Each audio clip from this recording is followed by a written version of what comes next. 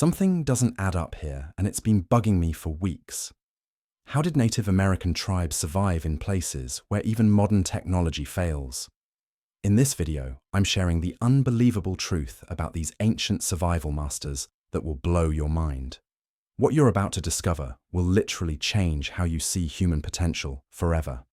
This journey into their secret world starts now. But before we dive in, make sure to like this video, subscribe for more mind-blowing history, and drop a comment telling us where in the world you're watching from. In the golden hush, before the empires came, before the clang of bells and the echo of foreign tongues, there lived a people woven into the land like the tule reeds along the creeks. Their footprints did not scar the earth. They danced across it, barely leaving a trace, guided by the breath of wind and the pull of the seasons. It is easy now to imagine California as a grid of roads and fences. But peel back the asphalt, strip away the towns and names, and you will find the original shape of this land. A land alive with song and rhythm. A land that belonged to no one, and yet held everyone in sacred trust.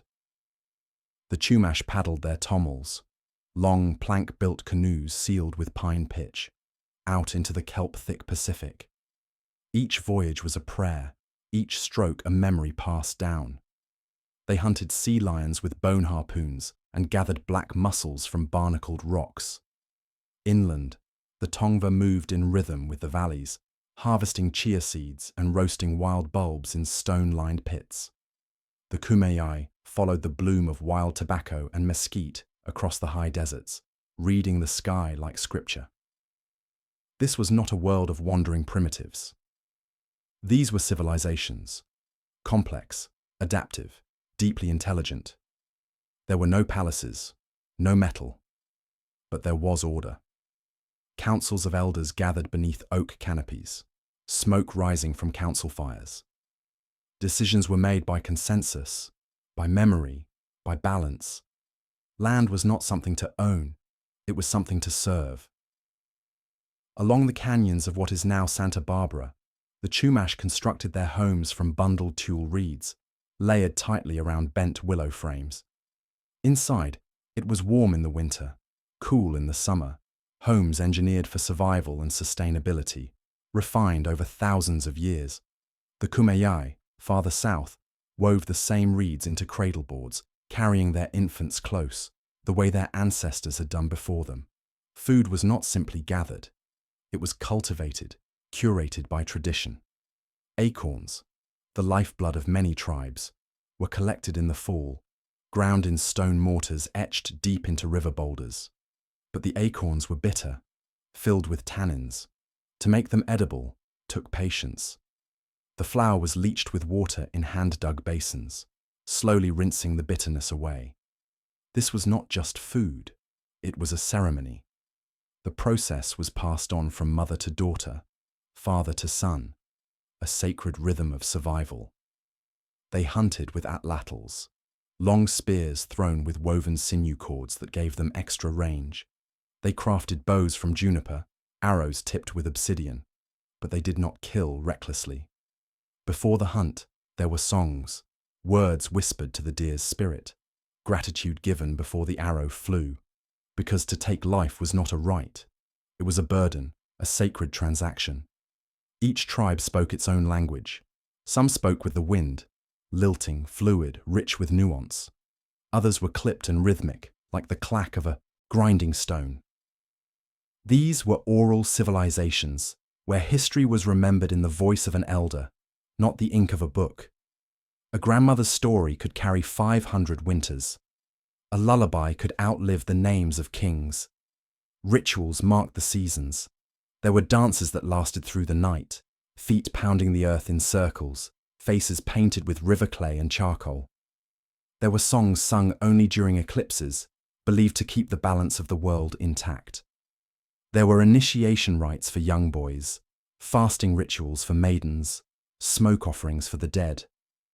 Each act, no matter how small, was a thread in a vast, invisible web, a spiritual architecture more enduring than stone.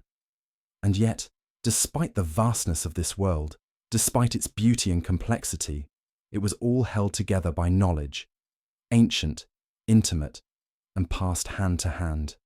The ability to read the clouds and know when rain would fall, to spot the twist in a sycamore leaf and sense a coming fire, to follow a trail through shadowed undergrowth, not by sight, but by the way the birds behaved in the trees. This was not just survival, this was harmony. The land provided, and they provided for the land. When Tula reeds were harvested for shelter, the root beds were left intact so they would regrow. When fish were caught, only the elders took the large ones, always leaving the young. There was no word for wilderness, because the wild was not something separate. It was home. But on the horizon, change was coming. Slow, deliberate, cloaked in velvet robes and gold crucifixes.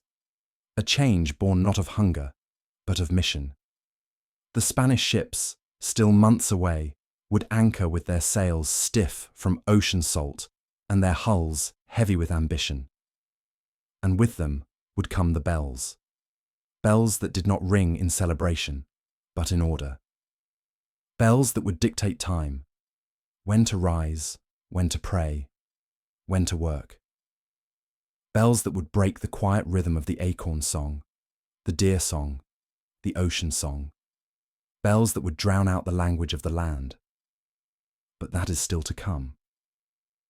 In this moment, this last, untouched moment, the people of the Golden Land live as they always have. Children run along the creek banks, chasing dragonflies with baskets woven from yucca fibers. Elders paint sacred markings on sandstone caves, their fingers stained with ochre. Smoke drifts up from cooking fires. Someone sings a song older than writing. Someone else listens. The past and future hold their breath. This was not a blank slate waiting to be claimed. It was a world fully alive, breathing, thinking, remembering. And though history would try to silence it, though missions would rise like foreign bones in native soil, the heartbeat of this land would not die, not truly, not forever. It would go quiet, but it would never stop. They came not with fire, but with faith, not with swords, but with scripture, not with war cries, but with bells. And, for the native peoples of California, this invasion, cloaked in robes and steeped in ritual, would prove no less devastating. It began in 1769.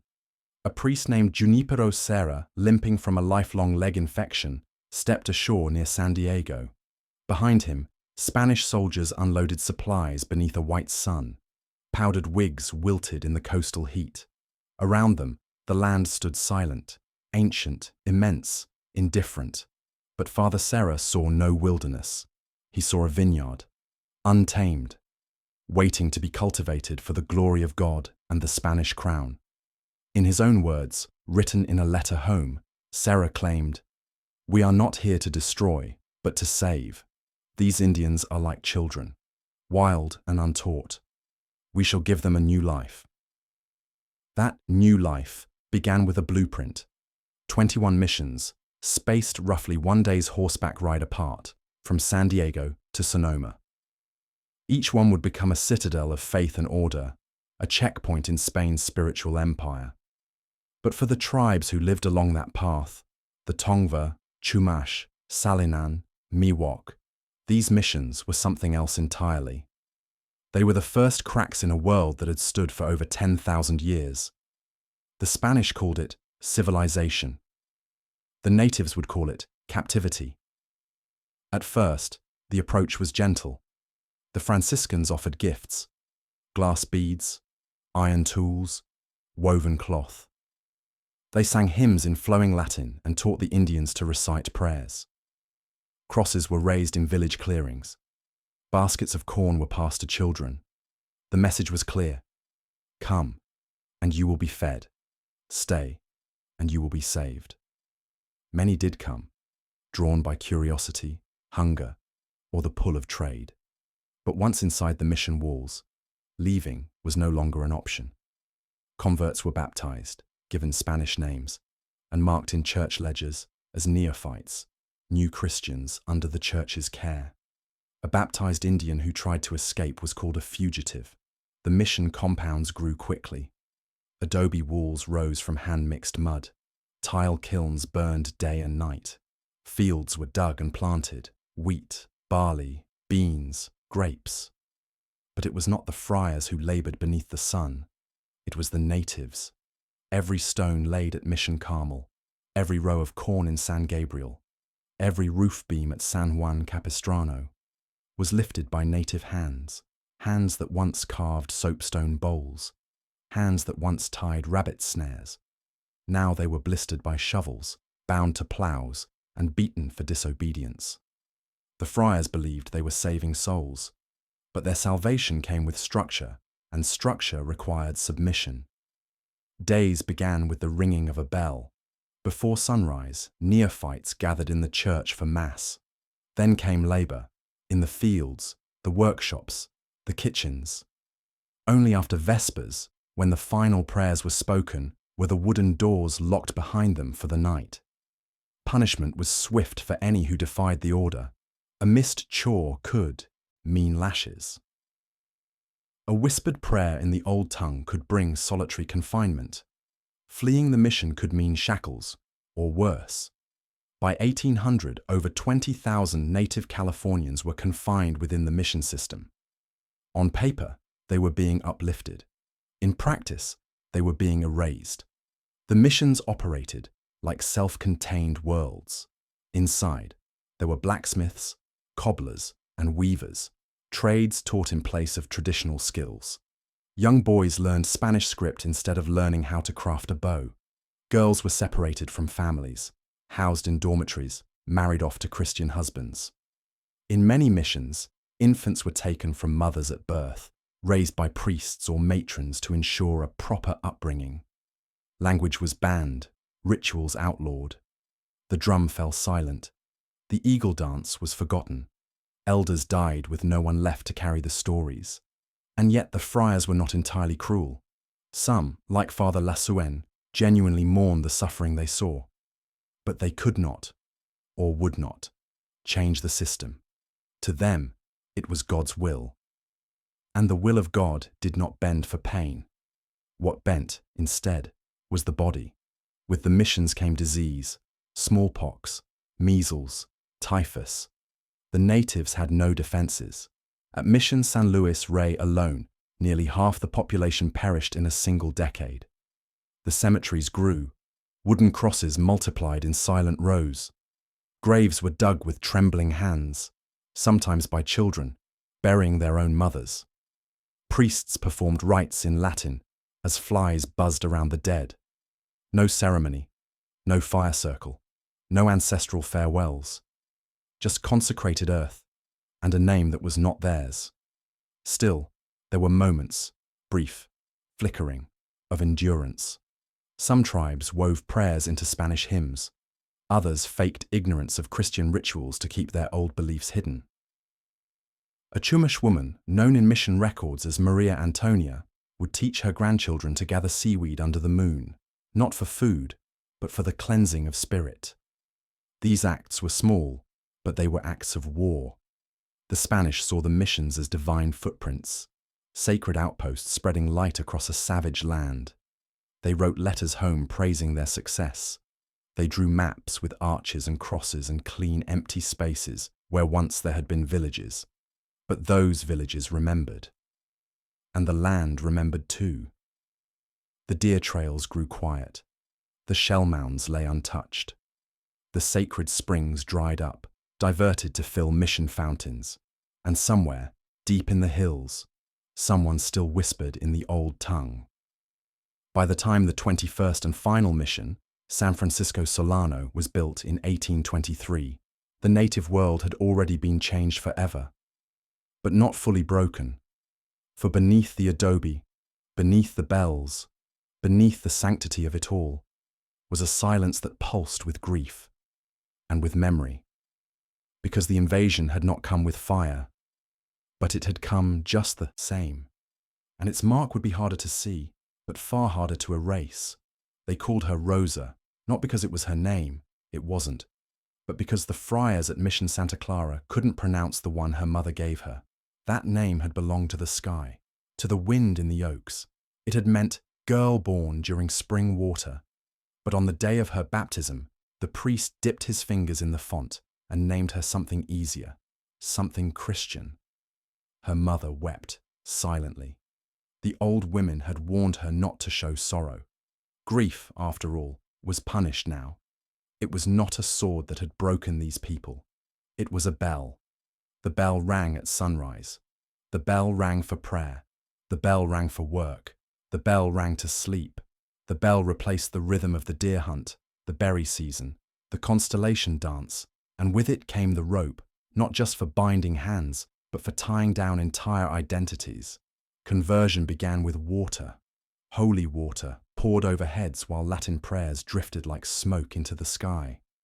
Children were often taken first.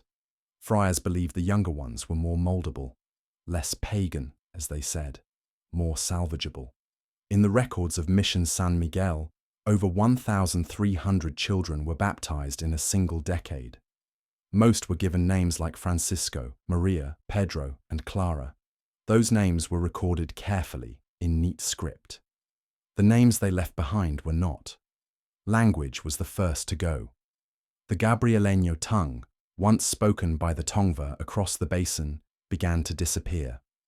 Elders still spoke it, but only in hushed corners, behind the weaver's hut, beneath the sycamores at dusk, where the friars rarely walked. If a child was caught speaking the old words, they were beaten. If an adult was heard singing the sacred mourning song, they were forbidden to eat. Punishments varied from whippings to extra labor to solitary confinement in adobe cells barely large enough to sit in. They called it discipline. They called it correction. But it was erasure. By 1790, the Chumash of La Purísima Mission had nearly stopped using their ancestral names in public. Parents feared it would bring shame, or worse, attention. One man, formerly known as Calatuche, wrote in a mission confession record simply, "I am Juan." That is all now. Marriage became another mechanism. At the missions, marriage was organized, assigned, and often enforced. A girl as young as 13 could be wed to a man twice her age, not by her choice, but by the will of the padres. And always, the goal was the same: reshape the family into a Christian unit, obedient and orderly. Rituals were banned or absorbed. Smoke ceremonies were replaced with incense. The drum was forbidden. The solstice gatherings, once held on ridgelines where fire met stars, were replaced with feast days of saints. Some tribes tried to merge the old and the new. At Mission San Diego, a woman was once punished for weaving a bai, ceremonial basket decorated with Christian crosses and native spiral symbols. It was seen as defiance, but to her, it was survival. The friars meant to sanctify the body, but in doing so, they severed the soul. Elders, the bearers of memory, were silenced. They were kept from teaching the youth. Their stories, once the heartbeat of the tribe, now existed only in fragments, whispered into the ears of sleeping grandchildren. One elder, a Salinan man whose name was lost to time, reportedly carved tribal symbols into the underside of a mission bench. He died before anyone saw them. Even the land had changed its voice. What had once been open hills and winding rivers had become fenced pastures and plotted fields. The sacred hills where the spirits were said to sleep were now grazed by Spanish cattle. The springs used in coming-of-age ceremonies were capped, their waters redirected through aqueducts. Corn replaced wild amaranth. Grapevines replaced black sage. And yet, something ancient still stirred beneath the surface. In secret, some kept the songs. A mother humming a tune while scrubbing mission floors. It sounded like a lullaby, but it was a prayer. A boy collecting acorns near the stream, as if for a mission stew, but selecting only those needed for his tribe's ancestral leeching ritual. An old man refusing to kneel before the crucifix unless no one watched, still loyal to the sky god of his people. At Mission San Luis Obispo, it's recorded that one woman, known only as Maria Dominga, was found painting her face with red ochre on the Day of the Dead. She told the friar it was Christian passion paint. In truth, it was a mourning mark. for her mother, and for the world that had vanished. But even resistance had its cost. Floggings were common. A leather strap, sometimes weighted at the end, used across backs, arms, and legs. It was punishment not just for physical disobedience, but spiritual rebellion. Many bore the scars long after. And still, the people endured. The conversion, though wide, was never complete. Deep in their minds, in their blood, the memory of the old world pulsed like a heartbeat. In the corners of the mission kitchens, in the ashes of old fire pits, in the folds of women's skirts where they carried herbs forbidden by the padres, there the old gods lingered. They waited beneath the cross, beneath the bells, beneath the names they had never chosen. Because while the mission system may have chained the body, it never fully captured the spirit.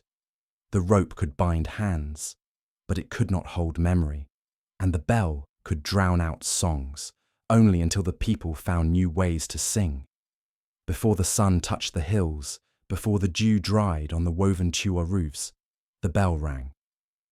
It rang not once, but 3 times, sharp, deliberate, echoing through the stillness of the mission compound, like a summons from a distant god. Inside the sleeping quarters, dim and close, with the warmth of too many bodies and too little air, the mission Indians stirred. They were not called that once. They had been Tongva, Chumash, Salinan, Esalen, names that tied them to the land, the wind, the deer, the sea. Now they were neophytes, converts, labourers, sinners. The men rose first, stiff from straw mats laid on packed earth floors. They washed at a communal trough, the water cold and metal tasting. The women followed, leading younger children by the hand. There were no mornings here, only the start of work. At Mission San Gabriel, days began in the chapel, Mass in Latin. A sermon delivered not to the soul, but to the will. The friars preached salvation. But in the faces of the natives, half lit by morning candles, there was only endurance. After prayers, the assignments began. Some men were sent to the fields. With wooden-handled tools and blistered palms, they tilled soil that once bore wild tobacco and sunflower. Now it grew wheat and barley, European crops foreign to this land and to the hands forced to tend them. Others were tasked with adobe making, a brutal process, mixing sand, clay, water, and straw by foot until it formed a sticky, heavy paste. It had to be shaped into bricks and dried in the sun. One by one, they built the very walls that confined them. Near the carpentry shed, younger boys learned to plane pine beams under the eye of the friar's assistant. They were not allowed to speak in their native language, only Spanish, only words they could pronounce like the padres. Women worked in the kitchens, under smoke-stained beams and hanging iron kettles. They stirred mission stews, a bland blend of corn, beans, pork fat, and the occasional wild herbs smuggled in from the hills. When the friars weren't watching, a woman might slip in a sprig of sage, something from home, a memory folded into the broth. Others worked in the weaving room, spinning wool taken from sheep they'd never seen in their ancestral lands. Their fingers, once skilled at twining yucca into watertight baskets, now pulled foreign fibres into patterns for friars' robes. Punishments were constant. A child who misstepped in prayer, a man who was too slow in the fields, a woman who looked a friar in the eye. The punishments varied: lashes, confinement, extra labour, always delivered without apology, often delivered without witness. The air within the missions was filled with sounds that did not belong: the clatter of cowbells, the crack of a whip, the scratch of chalk on slates in the tiny schoolroom where children learned not their stories, but the catechism. But underneath it all, something endured. The people adapted. The same man who built adobe by day remembered how to shape stone by moonlight. On Sundays, when labour paused and the friars gave sermons under the swaying shade of pepper trees, he would walk the compound edge and trace symbols into the dust with his toe. Symbols from his grandfather, symbols meant to call the ancestors. A woman named Isabel, once a healer among her Salinan people, learned how to mix the mission's European herbs, rosemary, thyme, lavender, with her own medicine. In a corner of the mission garden, she whispered prayers to the plants, even as the friars believed she was praying to Mary.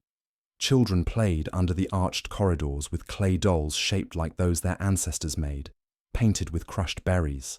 They laughed in Spanish, but dreamed in the language of the rivers. Some of the elders sang old songs in the evening, software just above the breath of the wind.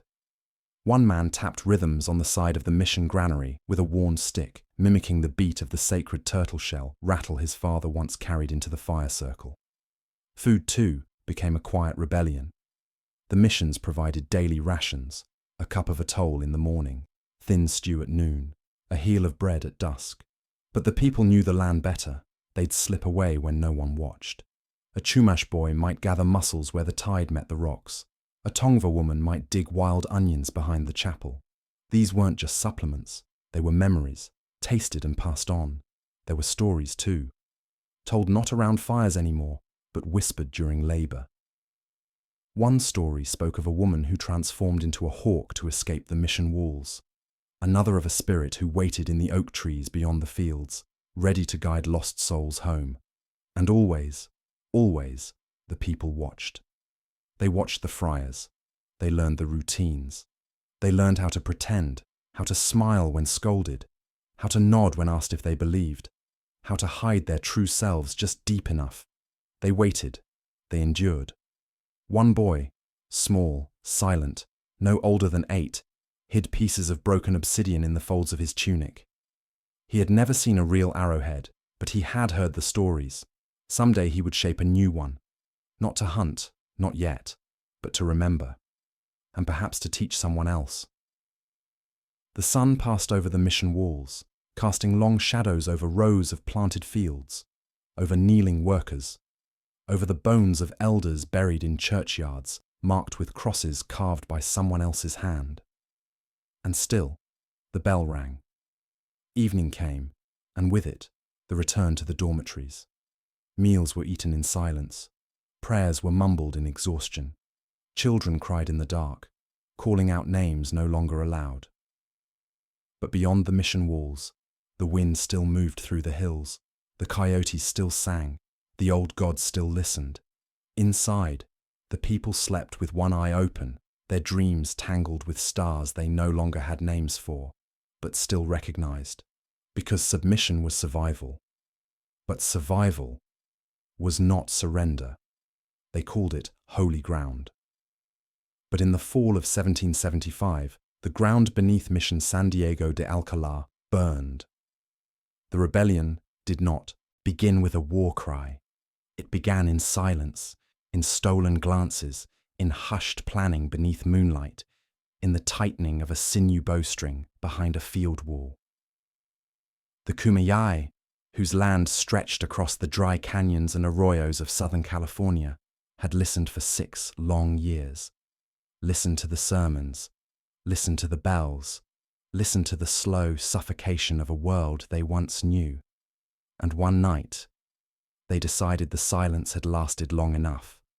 There were 50 of them, maybe more, warriors and runners, farmers and sons. No war drums, no ranks, just resolve, shaped like flint, carried like flame. They crept through the brush, feet wrapped in yucca fiber sandals to muffle their steps. In their hands, torches dipped in pine resin. In their eyes, the memory of burial mounds desecrated, elders punished, children renamed. The mission walls stood quiet, cloaked in the soft breath of night. Inside, the friars slept. Outside, fire was about to speak. When the flames rose, they rose fast. The dry thatch roofs caught first. Sparks flew into the stars. The adobe cracked under heat it was never meant to hold. Panicked shouting echoed inside the mission courtyard. Friars scrambled for buckets, for crosses, for prayers. But prayers could not put out fire. One priest was killed, Father Luis Jaime, found with arms outstretched, pleading for peace. The Kumeyaay cut him down, not with rage, but with certainty. To them, he was not a man of God. He was a jailer, a thief of time and names, a symbol now fallen. The mission burned through the night. The friars would later write of savagery, of heathens overtaken by violence. But the truth, rarely spoken in sermons, is this: the fire was not random. It was justice carved in smoke. Rebellion was never absent. It rose in every corner of the mission system, flickered like coals in the breath of a people who would not go quietly.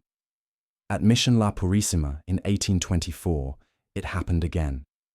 The Chumash, pushed past the edge of silence by beatings, by hunger, by the constant theft of language, took up arms. It started with one man. He was whipped in the plaza for speaking his own tongue.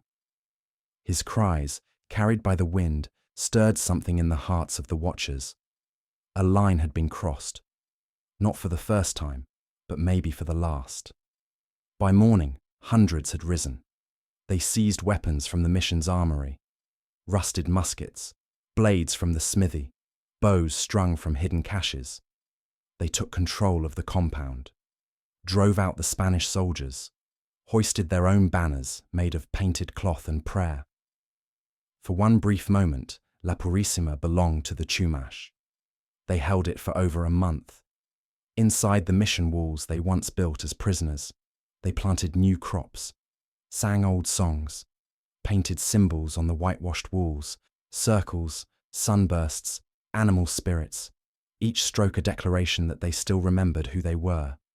But freedom is never without price. The Spanish returned with soldiers, muskets, sabres, and orders to retake the mission by force. The siege was brutal. Smoke again filled the skies. When the dust settled, the rebels were defeated. Dozens were executed. Dozens more fled into the hills, where they would live as fugitives for years. And still, it did not end. Rebellion was not always open fire. It came in subtler forms, in runaway footsteps at midnight, in poisoned mission wells, in tools deliberately broken, and baskets woven with symbols of war. At Mission Santa Cruz, an Esselen woman named Tomasa would teach girls to grind acorns in the old way, humming songs of her mother between Hail Marys. She was caught and beaten, but the girls remembered, and so did their daughters. At San Juan Capistrano, a group of young boys disappeared one night. They were tracked for 2 days, across canyons, over rocky streams, but never found. Some say they escaped to the Sierra foothills where wild tribes still lived free. Others say they were taken by the spirits. But one thing was certain: they never came back to the mission. In every rebellion, there was risk. Those who ran faced starvation. Those who stayed faced retribution. But for many, submission was not the only road to survival. Fire and fear could both be tools.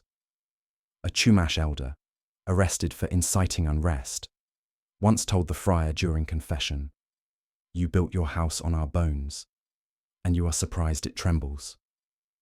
The friar didn't write down his name. They never liked to remember the names of the defiant. But those names lived on in the oral lines passed in secret. Quinakt, Hatuku, Somawe, names never written, never baptized, never buried under someone else's stone. The rebellions were not just moments, they were fractures, deep ones, in the illusion of total control. No matter how many crosses were planted, no matter how many bells rang through the valleys, resistance curled beneath the surface like tree roots under stone. And in that resistance, a truth was laid bare. Not all submission was willing. Not all silence meant surrender, and not all missions stood forever. Some were torn down by those who once built them. Some were burned to ash by those forced to kneel beneath their crosses, and some still stand today, hollowed, repainted, made into tourist stops. But beneath the plaster and paint, the smoke still lingers. It came on the breath, not with fire nor sword nor sermon, but with a cough, a touch, a prayer whispered too closely in the dark. No one saw it coming, but soon death moved through the missions like wind through the canyon, silent, invisible, unstoppable. They called it viruela, smallpox. The friars said it was God's test. The soldiers called it bad luck. But for the native peoples, the Chumash, Tongva, Salinan, Kumeyaay, it was annihilation. At first, it was a fever, then the rash, then the blistering. Faces once, smooth and painted with sacred red ochre, now swelled beyond recognition. The skin cracked, wept, hardened. Children screamed without sound, too weak to cry. Mothers pressed cold cloths to burning skin. Fathers dug graves with shaking hands. In 1806, a single outbreak swept through California like wildfire. One friar at Mission San Jose wrote in his diary, "We buried 37 in one day. There were not enough crosses." In some villages, 7 out of every 10 died. At Mission Santa Clara, over 1,000 souls were lost in less than a year. Entire dormitories became death halls. The sick were laid in rows, tended to by those already doomed. The stench was unbearable. No time for rites, no time for last words. The friars did what they could. They prayed. They offered last sacraments. They burned incense to mask the rot. But their medicine, a mix of Latin blessings, European herbs, and divine hope, did little. The old ways, the true healing, steam baths, sage smoke, bone-setting chants, had been outlawed. The knowledge keepers had either died or been silenced. And so, the people died, one after another, quiet, nameless. Outside the mission gates, the hills watched, still, ancient, indifferent. The land knew plague before. But this was different. This was genocide without bullets. A girl named Alolani, barely 10, lived through it. She was the only one in her family who did. She remembered holding her brother's hand as he shivered through the night. By morning, his grip had loosened. His eyes were open, but he was gone. The friars gave her a Spanish name, Dolores, told her to be strong, told her her parents were with God now. She didn't answer. She didn't speak for weeks. At Mission San Juan Bautista, there were not enough coffins. Bodies were wrapped in old blankets, placed into mass graves. Some were burned. In one case, horses were used to drag carts of corpses to a nearby pit. The bells tolled constantly, not for prayer, but for mourning. And yet, the conversions continued. Even as the native bodies piled up, the friars persisted in their vision. They spoke of sainthood, of salvation. They believed they were carrying light into darkness, that the suffering was part of divine order. One name would come to embody that contradiction more than any other: Junipero Serra. He had died decades before the worst of the plagues, but his legacy, the mission chain, the baptism records, the system, stood firm, and centuries later, he would be canonized. In 2015, Pope Francis declared Serra a saint. He learned how to bring to birth and nurture God's life in the faces of everyone he met. That's what the Vatican said. But on the same soil where his statue stands, unmarked bones lie buried. Ask the descendants of those who survived, the ones who remember the stories passed down in shadows, and they will tell you another truth. Serra may have walked with a cross, but behind him followed pestilence. Disease didn't need an army. It needed proximity, and the missions brought it, with cramped quarters, communal food, and forced labor. Hundreds lived side by side, breathing the same air, sleeping under the same thatch, drinking from the same contaminated wells. There was no escape. And when the fever took hold, it stripped away more than life. It stripped away the culture.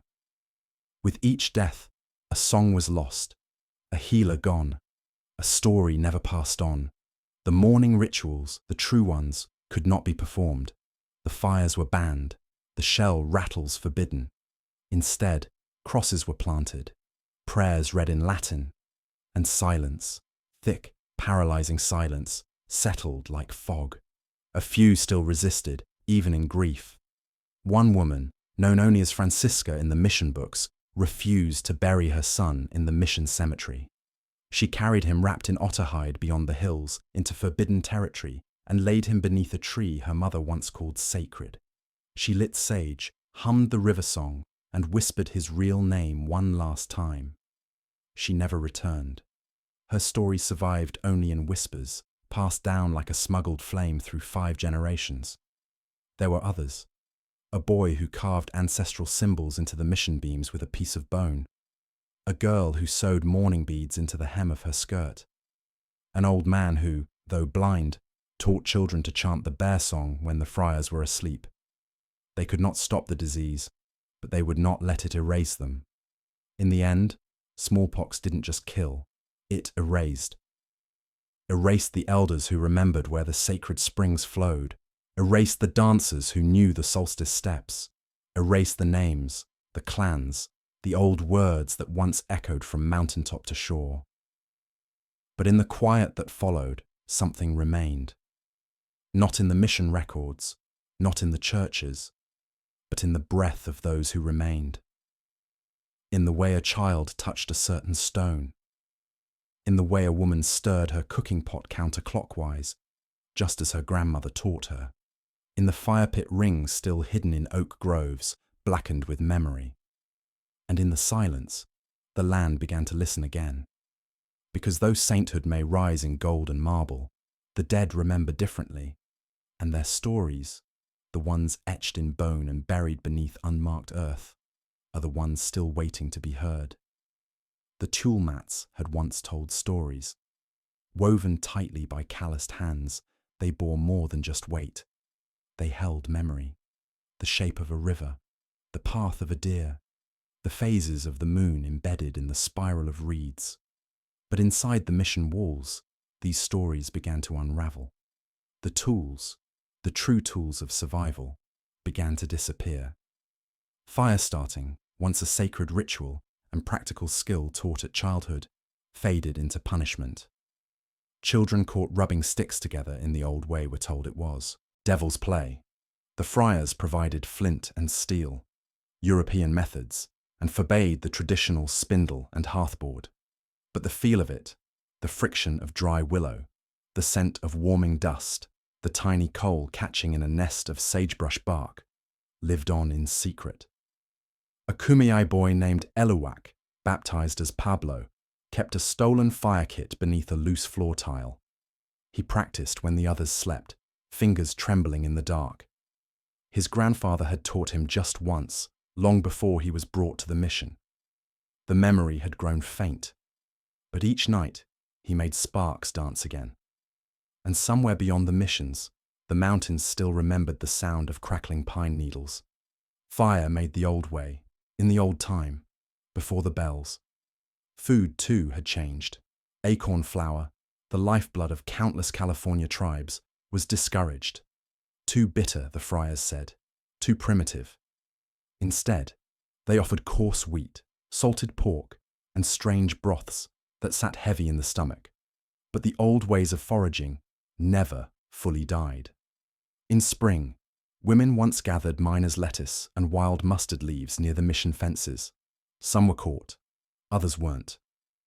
A girl named Taya, barely 12, would sneak dried berries into her apron and trade them for song lessons from the elders.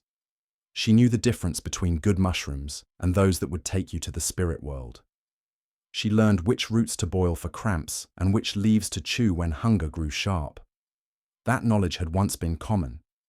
Now it passed in whispers. The ceremonial dances, the numu, the hutash, the eagle feather songs, were declared heresy. Drums were broken, shell rattles confiscated. Even footstep patterns were banned. Friars feared the way the people moved when the fire circles were lit. Not because they didn't understand it, but because deep down they did. They knew these weren't games. These were survival systems, emotional, spiritual, communal tools that stitched people together when everything else fell apart. And so, the people adapted. Dances became prayers. Songs were hummed under breath while grinding corn. A clap of hands while spreading laundry became rhythm.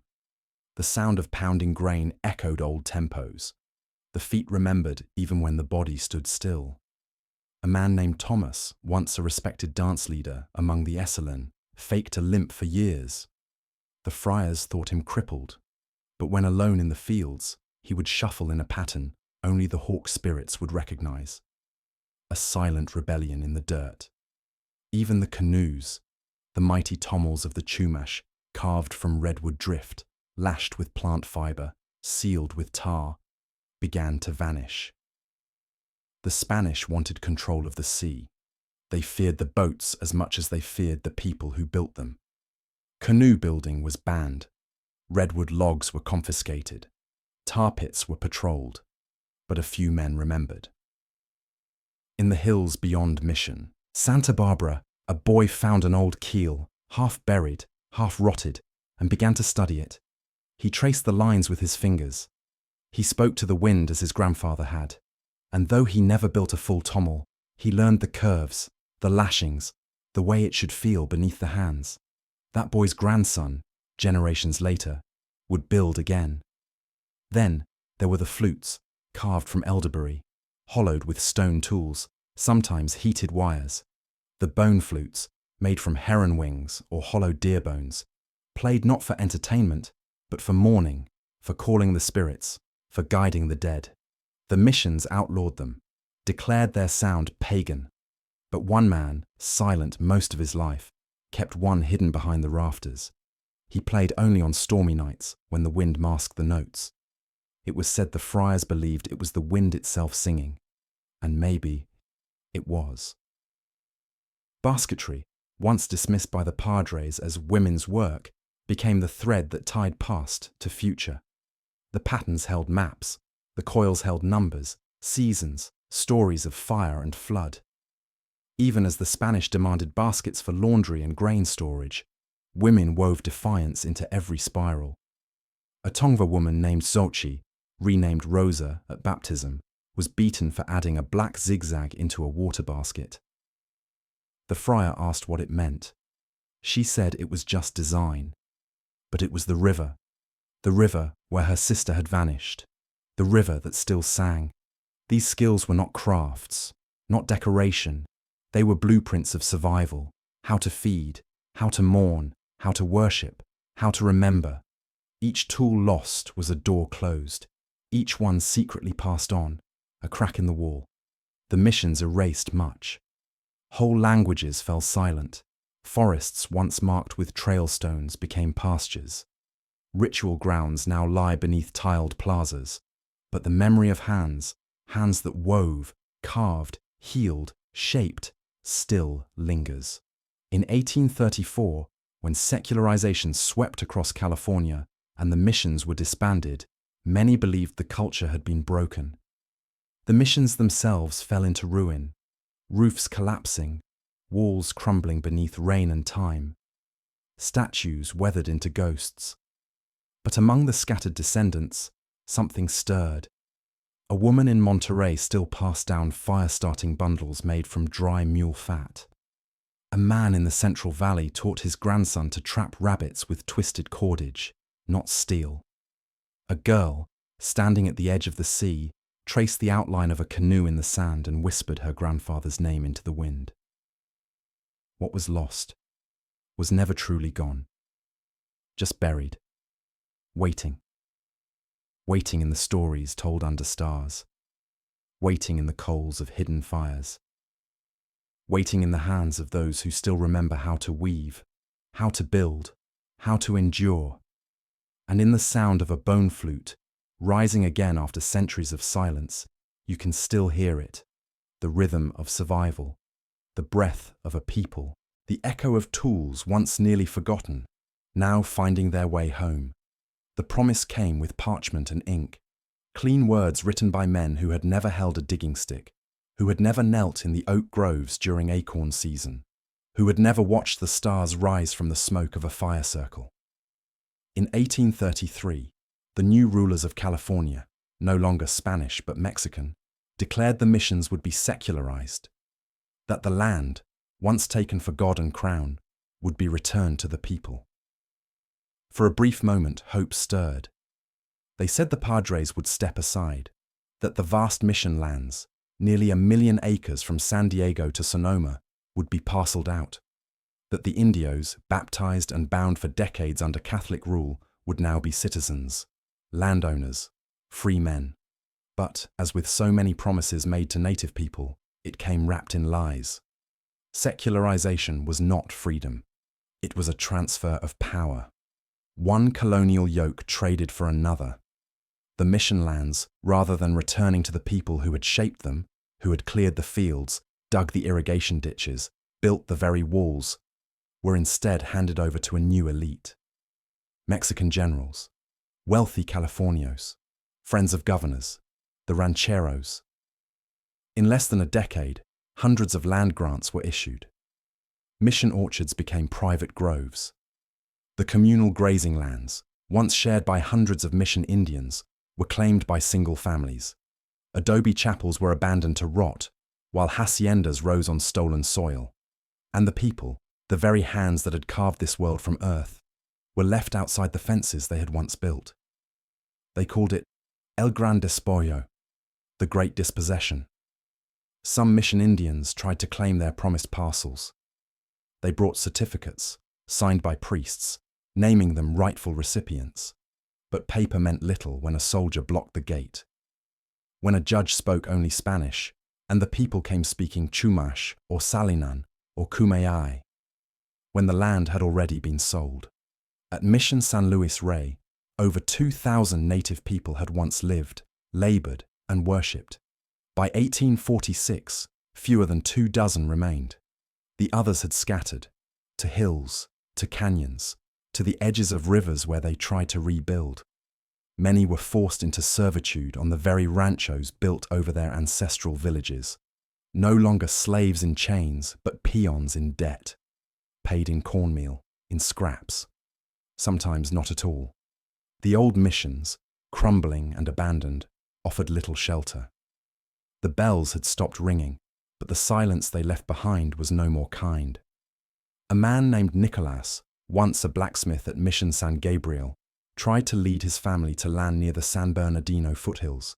His grandfather had been born there, beneath a cluster of sycamores along the creek. But a don, a ranchero, with a title signed in Mexico City, had already claimed it. Nicolas begged.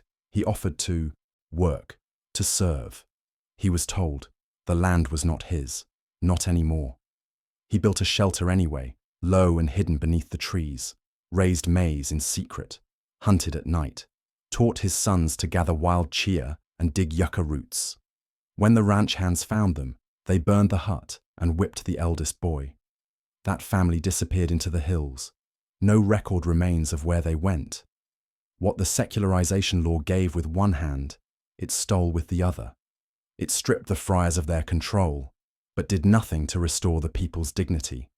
It ended forced conversions, but replaced them with forced labor contracts. It declared freedom, but offered no protection, no land, no justice.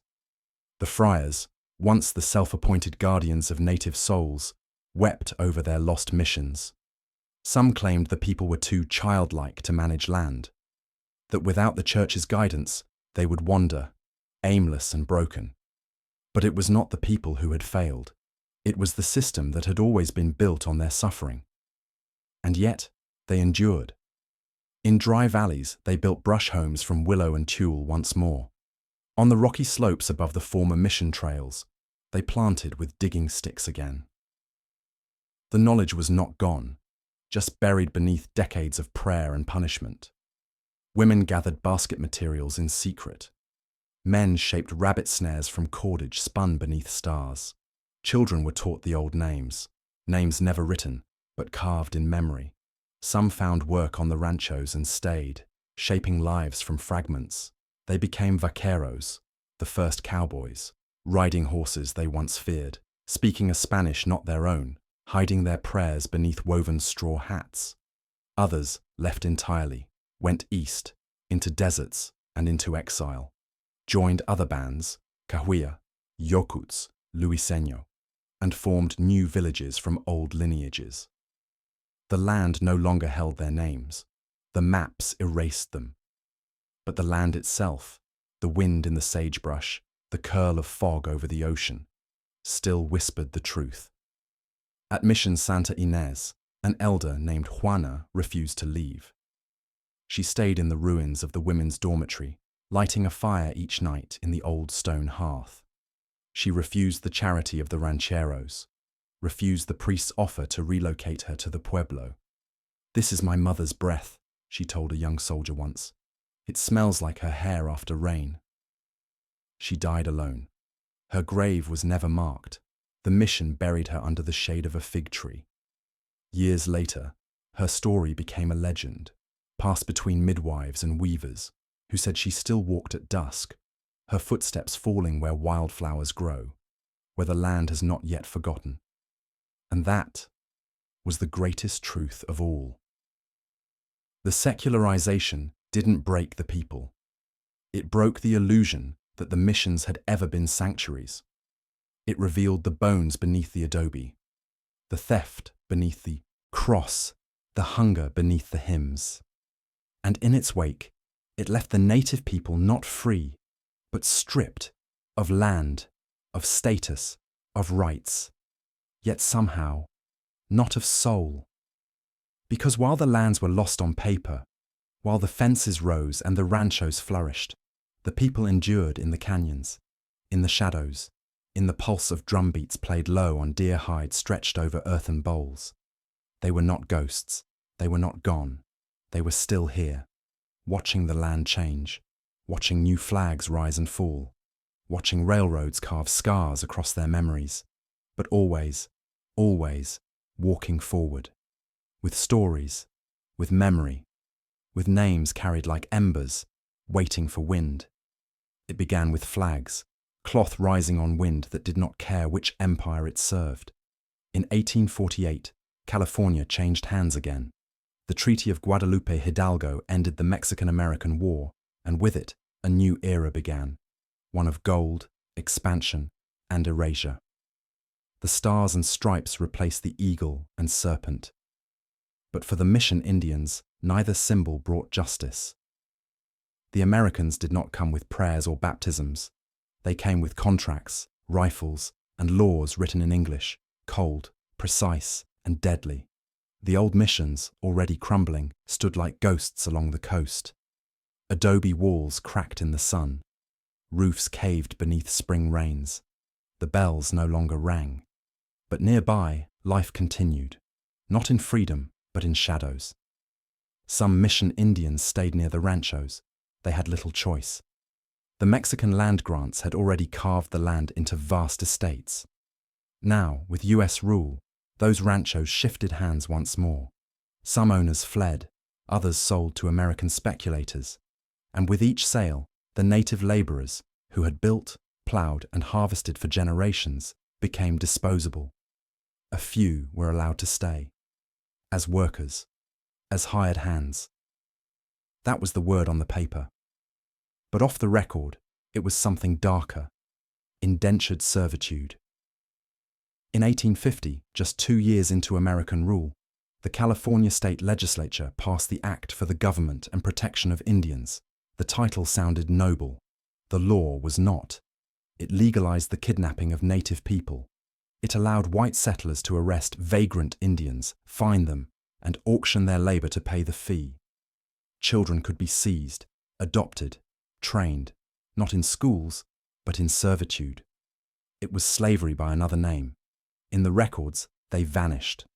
They stopped being Tongva, or Chumash, or Luiseño. They became peons, servants, hands. Some were labeled Mexican, an easier fit for the census. Others weren't counted at all. A boy named Benito, born near the ruins of Mission San Juan Capistrano, was taken at age 10. The sheriff found him sleeping beneath a cart in town, labeled him a vagrant, sold him to a rancher named McAllister for $3. He worked the fields for 7 years, never learned to read, never went to church, never saw his mother again. His name never appears in a census. His grandchildren would not know the village he came from. Other stories, just as quiet, unfolded across the hills. Women like Tomasa, baptized decades before, trained in mission kitchens, fluent in Spanish and broken English, found work in American households. She cooked, cleaned, helped raise children who would grow up calling her Martha. Her braids were cut, her tongue corrected. Her stories of sacred springs and mourning songs dismissed as foolishness. She died in a stranger's house, was buried under the name Margaret. Even those who resisted found little refuge. The old villages had been claimed, the rivers fenced, sacred oak groves clear-cut. And so they went higher, into the chaparral, the dry canyons, the unforgiving ridgelines of the inland valleys. They lived in brush shelters, hunted rabbits with snares made of agave fiber, boiled acorns in clay pots blackened by decades of use.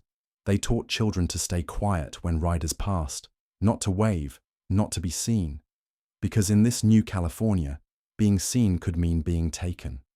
Some did try to adapt, joined the labor camps that formed around the new orchards and vineyards, picked grapes and walnuts, peaches and olives, worked sunup to sundown for a handful of coins. Many took Spanish surnames, hoping to pass as mestizo. Some succeeded. Others were still turned away at doors marked "No Indians." The Catholic Church remained, but its power had faded. The friars no longer controlled the land, and the people no longer trusted their promises. Still, some elders returned to the broken missions, prayed quietly in the corners, lit candles for those buried without names. One man, known only as Domingo, tended the graveyard at Mission Santa Barbara for 30 years. No salary, just habit, just memory. He spoke little, but when asked why he came, he said, "Because they are still here." The federal government did little. In Washington, the Mission Indian problem was considered solved. Treaties were signed in 1851, promising land to displaced tribes, but never ratified. The documents were buried, forgotten. Meanwhile, settlers flooded in by the thousands. Gold fever, railroad contracts, land speculation. There was no place for Indians. By the 1870s, many had become invisible by necessity. They learned to stay silent, to blend, to move with the dust. A girl named Elena, part Luiseño, part Kumeyaay, was told by her mother never to speak her language outside the home, never to sing the old songs, never to gather medicine plants where others could see. "It is not safe," her mother whispered. "The world does not see us as real." By the time Elena's daughter was born, she no longer remembered the old words. And so, a silence settled, deeper than any law.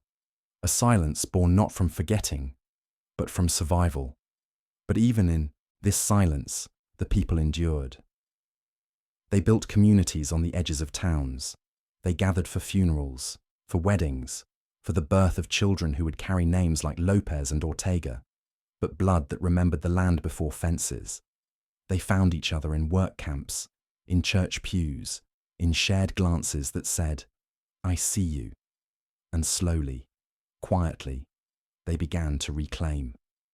In the 1880s, a reporter from Los Angeles wandered into a grove near Temecula and found a gathering of Mission Indians, old ones and children, drums beating low, a fire lit. The reporter called it a ghost dance, but it was no ghost. It was remembrance. In a world that refused to name them, they had become shadows, ranch hands, servants, invisible threads in California's tapestry. But shadows do not mean absence. They mean presence, just beyond the light. And if you listen, beneath the hum of freeways, beneath the roar of bulldozers clearing another hillside, you can still hear them. In the wind that moves through broken mission walls, in the hush of morning fog rolling through the canyons, in the names whispered at night by those who remember where they came from, even if the world forgot. They were never just ghosts. They were the land's memory made flesh, and they are still here. They said it was gone. The language, the dances, the way the world once spoke through fire, wind, and stone, all erased, they claimed. smoothed out beneath the boots of padres and the pens of bureaucrats. But the land knew better, and so did the people. Some memories do not live on paper. They live in blood. In a dry canyon, tucked between chaparral and shadow, an old woman sat beside a fire. Her name was not in any church register, her birthplace not marked on any map, but she carried 50 generations in the lines of her face. Each wrinkle a trail, a song, a name. She stirred acorn mush in a clay pot, and as she stirred, she sang. Not loud, not in Spanish, not for anyone but the fire. The words came from her grandmother, who had heard them from her own. A lullaby, yes, but more than that. A code, a way of knowing the world. The stars overhead were not just points of light, they were timekeepers, and when they blinked behind the smoke, the old woman knew the season of mourning had begun. These were things no one taught in school, because schools had tried to replace that fire with chalkboards, that rhythm with bells. They said English was the future, that the old ways were backward, primitive, dead. But you cannot kill what lives in the breath of grandmothers. Throughout the late 1800s and into the 20th century, mission Indians, no longer enslaved, but still displaced, began to weave quiet threads of resistance, not with rebellion, with memory, a basket pattern taught to a daughter with sore hands, a shell necklace worn beneath a starched blouse, a drum played soft after dark when no one was listening. Among the Luiseño, an elder named Matias took his grandsons into the hills each spring. They foraged miner's lettuce, dug soaproot, taught the names of birds not found in books. He told them stories of Coyote and the first fire, of the ocean woman who swallowed the sun. But before each story, he made them promise. Never repeat these tales to outsiders. The stories were alive, he said. And like deer in the forest, they would vanish if chased too loudly. At the edges of towns, where houses met dust, ceremonies flickered back to life. The sweat lodge, once outlawed, was dug again, a low dome of willow branches, covered in hides and blankets. Inside, the air thickened with heat and memory. Stones glowed. Men prayed in whispers, their voices rising with steam, names spoken that hadn't been heard in 100 years. They called this healing, but it was more than that. It was survival. At the foot of Mission San Antonio's broken steps, a woman named Esperanza taught children how to dance. Not waltzes, not ballroom steps, but the eagle dance, arms stretched like wings, feet pounding in rhythms older than the church's cracked bell. She taught them to listen, not to music, but to heartbeat, the earth's pulse, the same pulse their ancestors had danced to when buffalo still roamed the interior valleys, before fences and missions and flags. Esperanza had no license to teach, no curriculum, but each child who left her circle knew something the world had tried to erase, who they were. Even language, nearly extinguished, flickered in the mouths of the determined. In the early 1900s, anthropologists came to document the last speakers of the Chumash, the Kumeyaay, the Tongva. They brought notebooks and tape machines, treating the elders as relics, not realizing they were sitting before libraries of breath. The scholars left with transcripts. The people kept the real words to themselves. Because some words are not meant to be written. They are meant to be spoken beside a fire, beneath stars, or sung to a child while pressing pine pitch into their palms.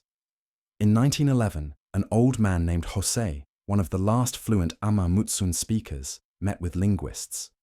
He gave them words, but not all. Later, he told his nephew, "The wind still knows the rest." And indeed, it did. The land had never forgotten.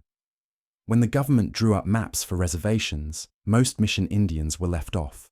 No tribal status, no land base, no recognition.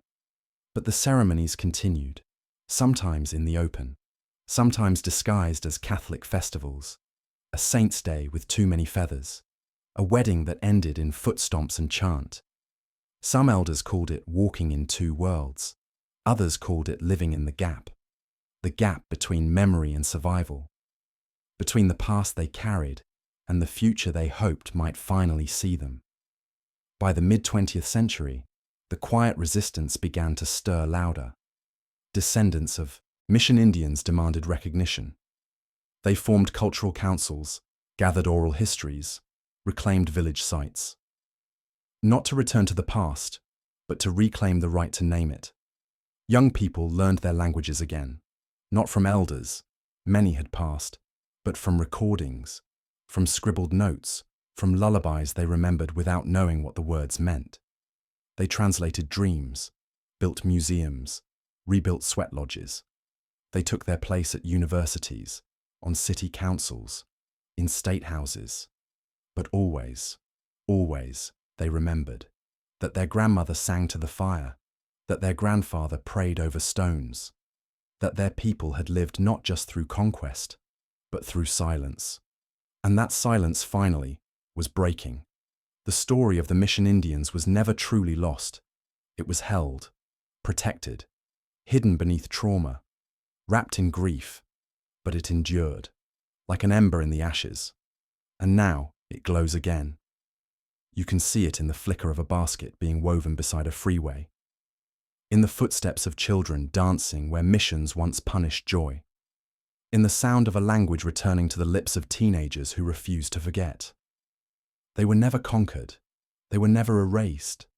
They were carried forward, in songs sung low, in dances danced carefully, in the names spoken only at dusk. Blood memory. And now, after generations of waiting, it rises. The earth does not forget its people, but governments do. For over a century, Mission Indians lived in a strange twilight, no longer enslaved, no longer hunted, but not yet seen.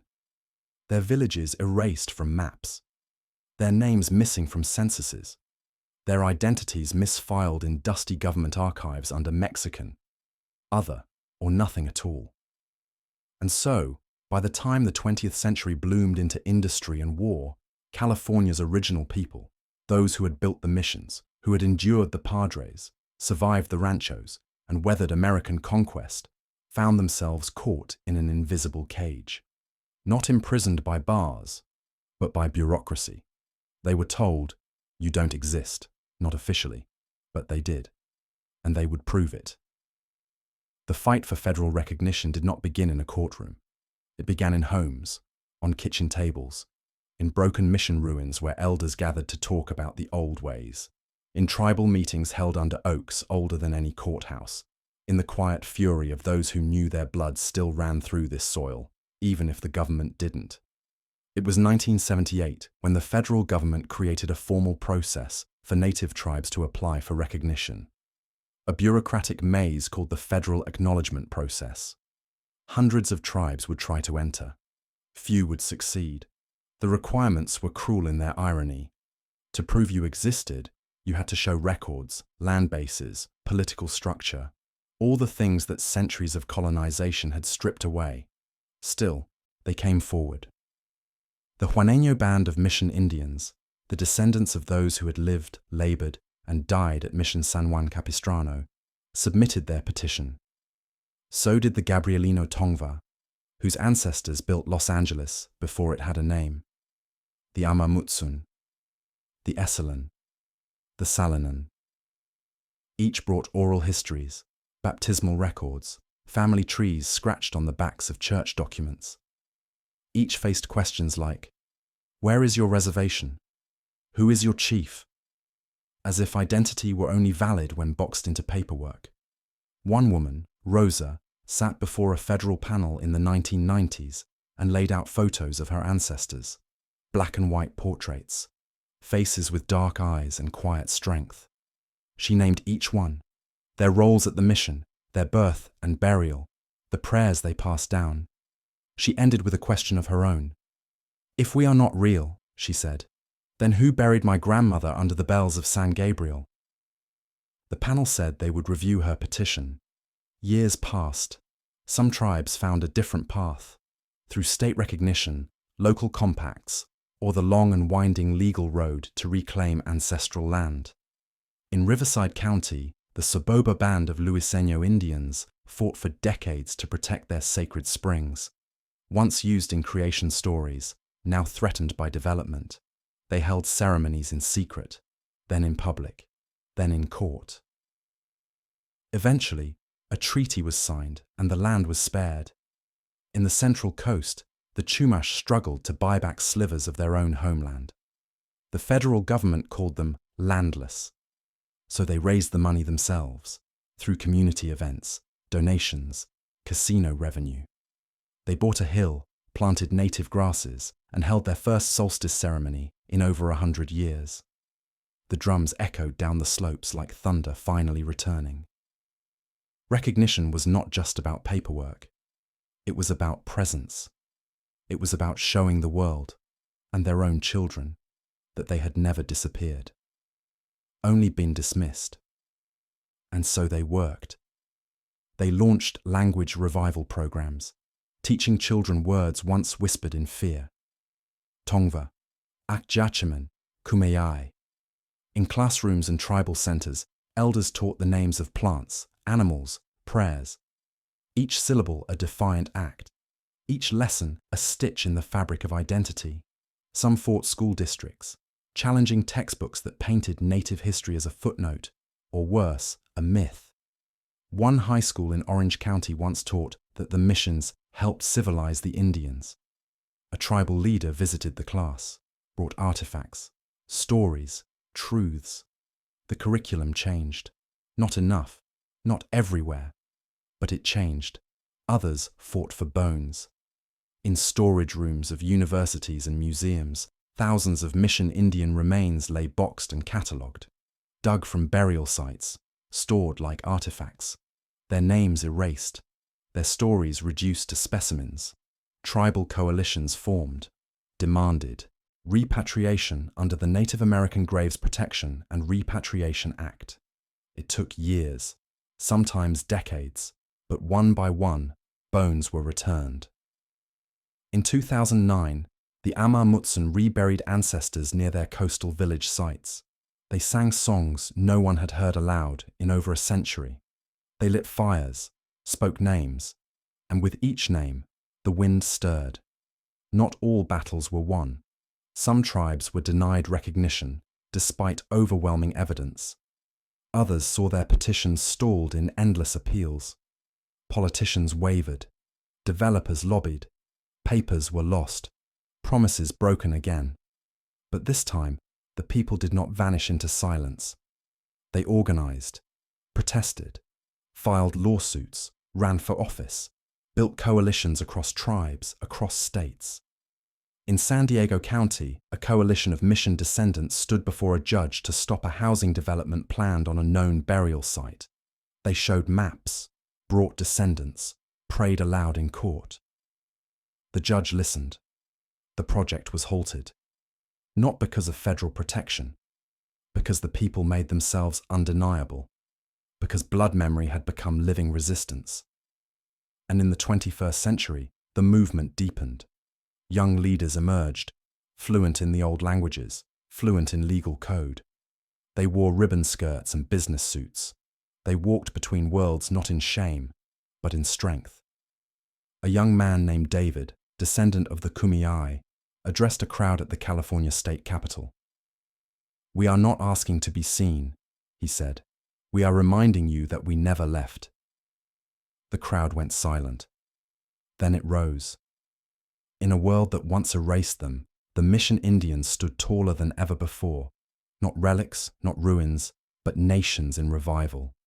The bells of the mission still hang in the air, some restored, some rusted. But now, they ring alongside another sound, the voices of descendants, calling out in language once silenced, standing on land once stolen, carrying forward a truth too old to be forgotten. They fought not for recognition alone, but for return. The morning sun rises over the hills of Southern California, just as it always has. Golden light spilling across oak groves, sagebrush, and the weathered stones of missions now standing as museums. The bells are mostly quiet these days, their iron tongues stilled by time. But beneath their silence, another sound begins to rise. Laughter, drums, the shuffle of feet across earth. Voices, young and old, speaking words once nearly lost. And the rustling of tulle reeds, split carefully in the hands of children, learning how to weave baskets the way their ancestors once did, centuries before the cross ever came. This is not a beginning, it is a return. At the Barona Cultural Centre and Museum, a young girl named Amaya threads beads onto a strand of leather. Her fingers work slowly, carefully, guided by her grandmother's hand.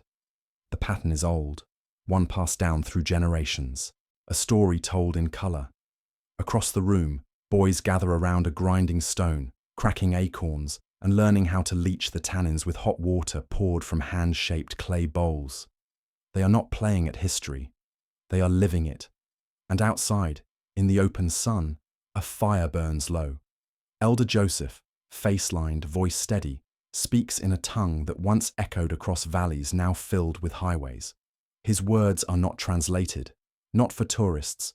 They are spoken for those who still remember, and for those who are just beginning to. Across the state, similar scenes unfold. In San Luis Rey, dancers gather in feathered regalia, painted in ochre and earth, their bare feet pounding into dry dust.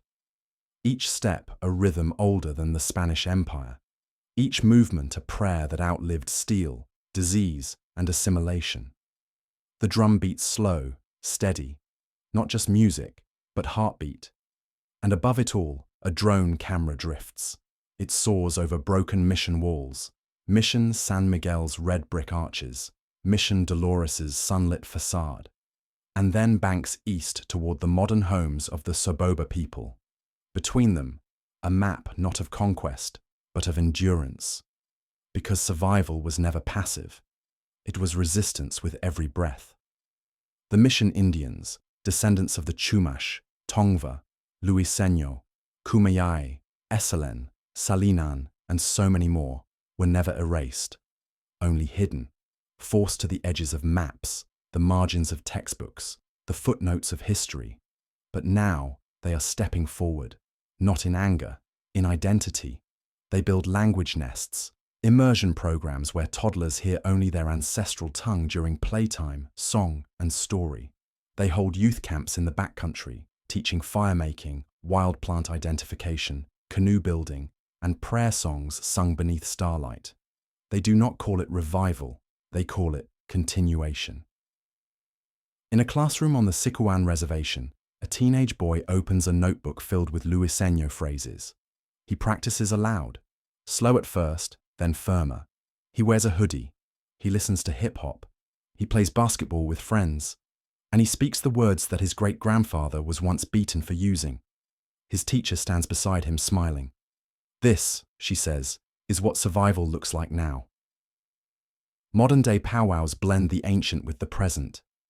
Smartphones record dances. Elders live stream stories. Daughters braid their mother's hair beneath the open sky. There is no contradiction, only a weaving. Like the baskets once hidden in mission cellars. Past and present, interlaced. The irony is bitter and sharp. For centuries, the missions tried to kill what these people carried. Their names, their gods, their ways of seeing the world. But in trying to replace them, they preserved the memory of who was there. And now, in the ruins of those very missions, the songs rise again. At Mission Santa Barbara, where thousands once labored under coercion, a new ceremony begins. Not Catholic, not colonial, but indigenous. A circle is drawn in sage smoke. Children stand beside elders, and a prayer, soft, solemn, is spoken over the bones buried beneath the chapel floor. We remember you, the prayer says. We speak your name. The camera lingers on their faces. Some are wrinkled, eyes clouded by age. Others are smooth, filled with youthful fire. Some wear ribbon skirts. Others wear jeans. A few hold iPads, documenting the moment for their digital archive. And yet, they are all part of the same legacy. The story was never just about loss, it was about survival, in shadows, in silence, in secret songs whispered to newborns, in corn ground under moonlight, in baskets hidden beneath floorboards, in dances disguised as saints' festivals, in the fierce love of grandmothers who refused to forget. They endured slavery, land theft, forced conversions, disease, and centuries of denial. And still, they are here. They testify in courtrooms to protect sacred sites threatened by pipelines. They teach college courses on tribal sovereignty. They run museums, write books, win lawsuits, lead councils, build economies, rebuild nations. They are not relics. They are not ghosts. They are not the past. They are the living future of a land that once tried to silence them. As the final drone shot rises into the evening sky, we look down on the old stone bones of a mission, its bell tower leaning, its paint fading, and beside it, a circle of people gathered beneath a canopy of stars. A fire crackles, the drum resumes, voices join in unison, not loud, not angry, but certain. Because the truth has returned, not as protest, as presence. They were never gone, only silenced, until now. Beneath the sheltering canopy of what is now central New York, where the forests speak in the hush of wind through hemlock boughs and rivers carry the memory of ice ages past, there once rose a stone, not a monument, not carved, not placed by man, but ancient, upright, and unmoving, a solitary sentinel, worn smooth by time, rooted deep into the living earth. Around it, a people formed, not merely living near it, but shaped by it, the way a river shapes its banks. They called themselves Waniotea, Ka, the people of the standing stone. They did not write their stories in books. They carried them in their breath, in songs, in fireside tales, in the memory of mothers and the silence of hunters. Their origin was not a moment, but a layering of centuries, spoken in metaphor, reverence, and awe. They say the Oneida people were born in a time when chaos reigned across the woodlands. Clans warred like storms in summer, fierce, fast, and senseless. The trees were scarred with the smoke of burning lodges. Life, even for the innocent, was measured in heartbeats and hunches of muscle ready to flee. The forest, vast and alive, gave no guarantees. And then, the peacemaker came. From the shores of a great river, he journeyed in a white canoe, carved, the stories say, from stone itself. He carried no weapons, only words, words that spoke of a great law, a way to end the bloodshed. He came not as a conqueror, but as a seed-bearer of unity. It was in this turning of history that the Oneida emerged, not merely as survivors of war, but as architects of peace.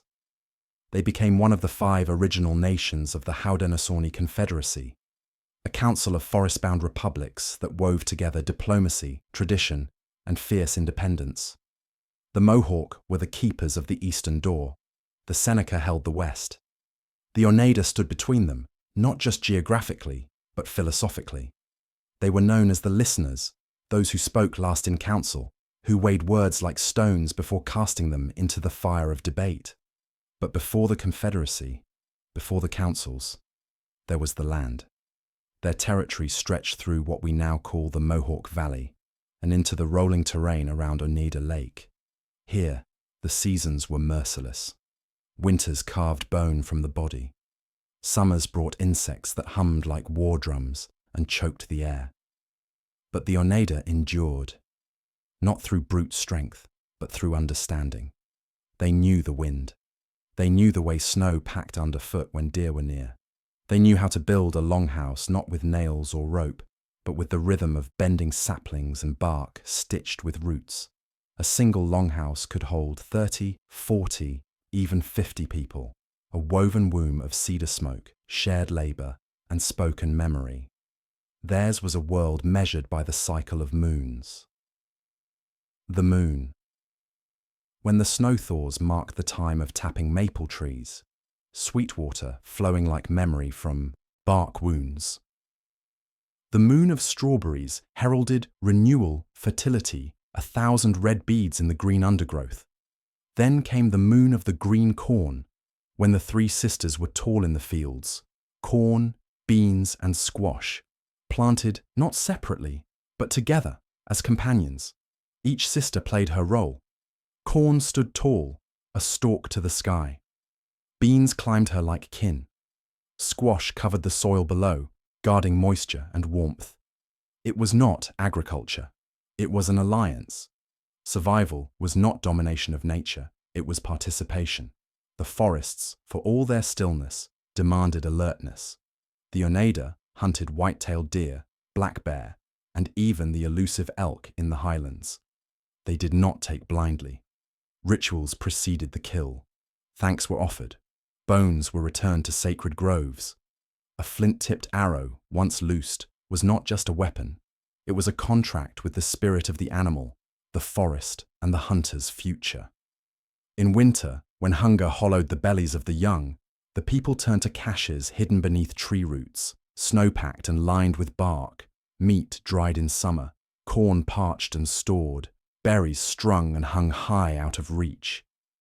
Each item is a piece in the jigsaw of survival, and in the middle of it all, the stone. No one knew where it came from. It had always been there, perhaps left by glaciers, perhaps placed by something older. It was neither a shrine nor a god, but more than a landmark. It was present, endurance, silence that spoke louder than thunder. Children were told, as long as the stone stands, so do we. Elders would sit near it, in moments of judgment or grief, and listen, not to voices, but to what settled in the heart in the stone's presence. War councils were once held in its shadow. Young lovers carved secret marks on its flanks. Hunters, before heading into the wilderness, would press their palms against it, not for luck, but for a reminder. You are of the stone. You are not meant to fall. There is no record of what the stone looked like exactly. Descriptions vary. Some say it was taller than a man. Others say it barely came to the waist. But all agreed it could not be moved. Even horses tied to ropes failed to drag it. Even axes left no wound. And so it stood, through the generations, as snow thickened, as trees fell, as borders were drawn by distant kings. The Oneida did not measure their wealth in gold or land. They measured it in stories. And every story led back to the stone. Long before Europeans set foot on this soil, before musket and steel, before treaties and betrayals, the Oneida had already built a nation, not with walls or crowns, but with memory, diplomacy, and the forest's quiet approval. They were not warriors by choice, but by necessity. They preferred negotiation. Words to them were tools, as sharp as obsidian, as binding as sinew cord. When disputes rose within the Confederacy, the Oneida were often the first to speak calmly, and the last to be swayed by pride. In a world veined with tribal rivalries, seasonal hunger, and foreign threat, they chose steadiness. They chose the stone. And so, when the time would come, decades later, to choose between colonial power and ancestral alliance, that same stone would weigh heavily on their hearts. But that story is yet to come. For now, we return to the forest, to the sound of water over stone, to the hush of snow falling through cedar branches. A people is gathering. Their fires burn low, their breath rising like prayers. They are the Oneida, the people of the standing stone, and their story is only just beginning. Before flags, before maps, before the ink of any treaty ever met paper, there was another kind of union, forged not in conquest, but in listening. Long ago, the forests of the northeastern woodlands echoed with the clash of rival clans, a storm of vengeance with no end. The Seneca, the Mohawk, the Onondaga, the Cayuga, and the Oneida, each bloodied by ancestral feuds, each holding memory like a blade. War, for generations, had become a ritual.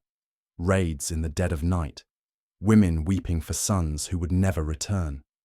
Children raised not with lullabies, but with vengeance. It is said that the trees themselves leaned away from the villages, afraid of the fire within. And then came the peacemaker. His name is not known with certainty, because the story belongs to the wind and to those who carried it in hushed tones over generations. Some say he was born of a virgin. Some say he crossed the waters in a canoe carved from stone. Others swear they saw the sky change when he spoke. He did not raise an army. He carried no bow. His only weapon was a vision of unity, of clans bound not by conquest, but by the great law of peace. Kayaneriko.wa, a code of governance rooted in balance, patience, and mutual survival. He traveled from village to village, enduring mockery, threats, even attempts on his life. But his words, carried like embers, began to catch. He spoke of a great tree, the tree of peace, whose roots would spread in 4 directions, sheltering the nations beneath its canopy. At its center, an eagle, ever watchful. Beneath it, weapons buried, so war might sleep. It was not an easy dream to plant in wounded soil. But in time, one by one, the nations came forward. And the Oneida were among them. They were known as the younger brothers of the Confederacy, not lesser, but closer to the voice of the people. Where others might speak with thunder, the Oneida listened with care. Their council fires burned long. Their debates ran deep. They were not quick to act, but when they did, they moved with conviction. The Confederacy was built not with bricks or blades, but with wampum belts of shell beads, each bead a record, each pattern a message. White beads for peace, purple for struggle, woven into belts and passed between leaders. They were the archives of a people without books, a language of the hands, of memory. In one belt, the Hiawatha belt, 5 figures stand, joined by a white line, each figure a nation. The center, the Onondaga, keepers of the central fire. Flanking them, the Mohawk and Seneca, guardians of the eastern and western gates. And there, close by, the Oneida, standing between storm and fire. Within their own nation, the Oneida were governed not by kings or warriors, but by clan mothers, women of deep wisdom, who selected the chiefs, who held the authority to remove them. Power was not seized, it was entrusted. Their society was divided into clans: turtle, bear, and wolf. Each had its role. The turtle clan, slow to anger, thoughtful, deliberate. Often the philosophers, the mediators.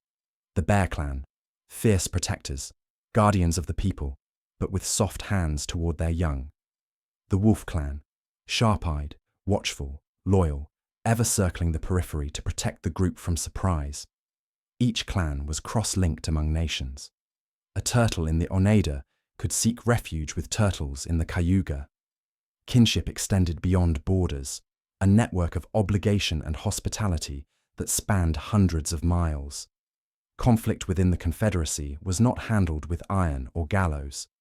It was resolved in council, long gatherings where each voice, from eldest to youngest, was heard.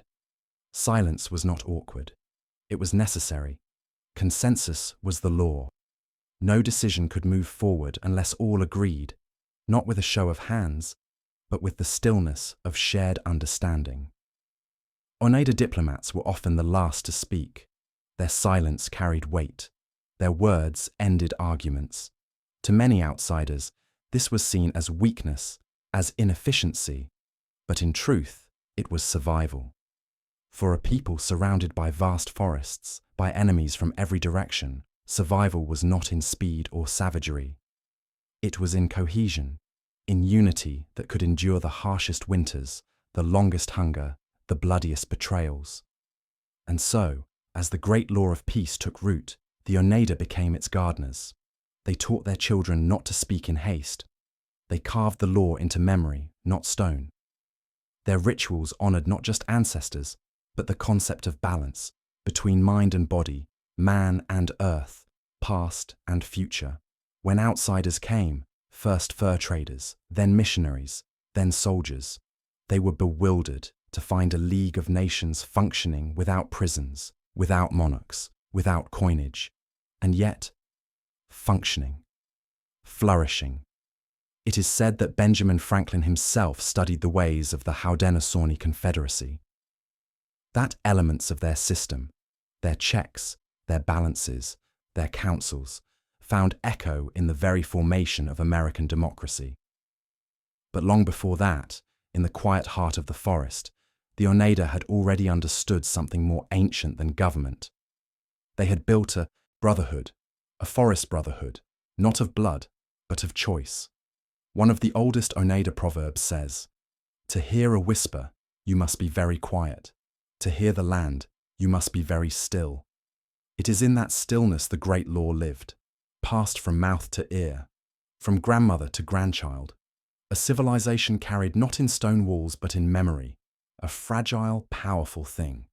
There were times it nearly died, times when warriors were tempted by vengeance, when clan mothers wept for children lost to disease, to exile, to guns and fire, when decisions fractured and the white line in the wampum belt seemed to fray. But the Oneida remembered. They listened. And when the darkest days came, when war would once again split the Longhouse in two, it would be the Oneida who held fast to the principles of peace, even when it cost them everything. That story too lies ahead. For now, the forest breathes, the council fires burn, and the people of the Standing Stone have found their place beneath the tree of peace.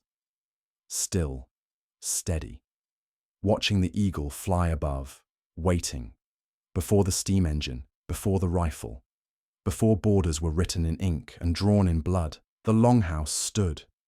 40 feet, 60, sometimes even 100. A living spine of wood and bark, ribs of saplings bent and lashed with rawhide cord, wrapped in elm and chestnut, its walls groaning softly in winter winds like an old man in deep thought.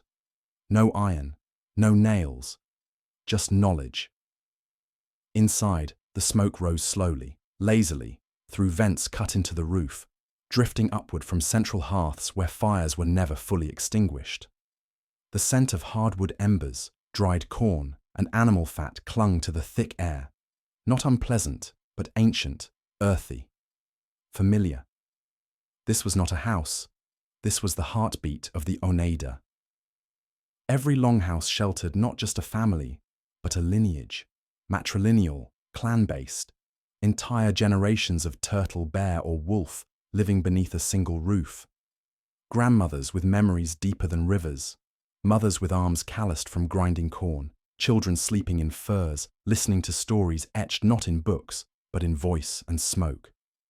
Each family had its fire, 3 stones arranged in a triangle, blackened from years of use. Over these, food was cooked, babies were born, medicine was brewed, and stories were whispered in the darkness. At night, the Longhouse pulsed with quiet life. Embers crackled. Someone muttered in their sleep. A baby cried and was hushed with a breast and a lullaby. Outside, the wind stirred snow against the bark, and the forest leaned closer to listen. By day, the Longhouse opened like a hive. Women stepped out wrapped in deerskin cloaks, carrying baskets woven from sweetgrass and ash. Men emerged with stone axes slung across their backs, blades ground thin and sharp on granite. Tools not just for felling trees, but for shaping life itself. Survival, in the northeast woodlands, was not a battle. It was a dialogue. The Oneida did not conquer the land, they collaborated with it. Food came not from fields in neat European rows, but from a system perfected over centuries. The 3 sisters, corn, beans, and squash, were planted together in mounds of earth enriched with fish remains, their roots bound not just in soil, but in relationship. Corn shot upward first, straight and tall like a promise.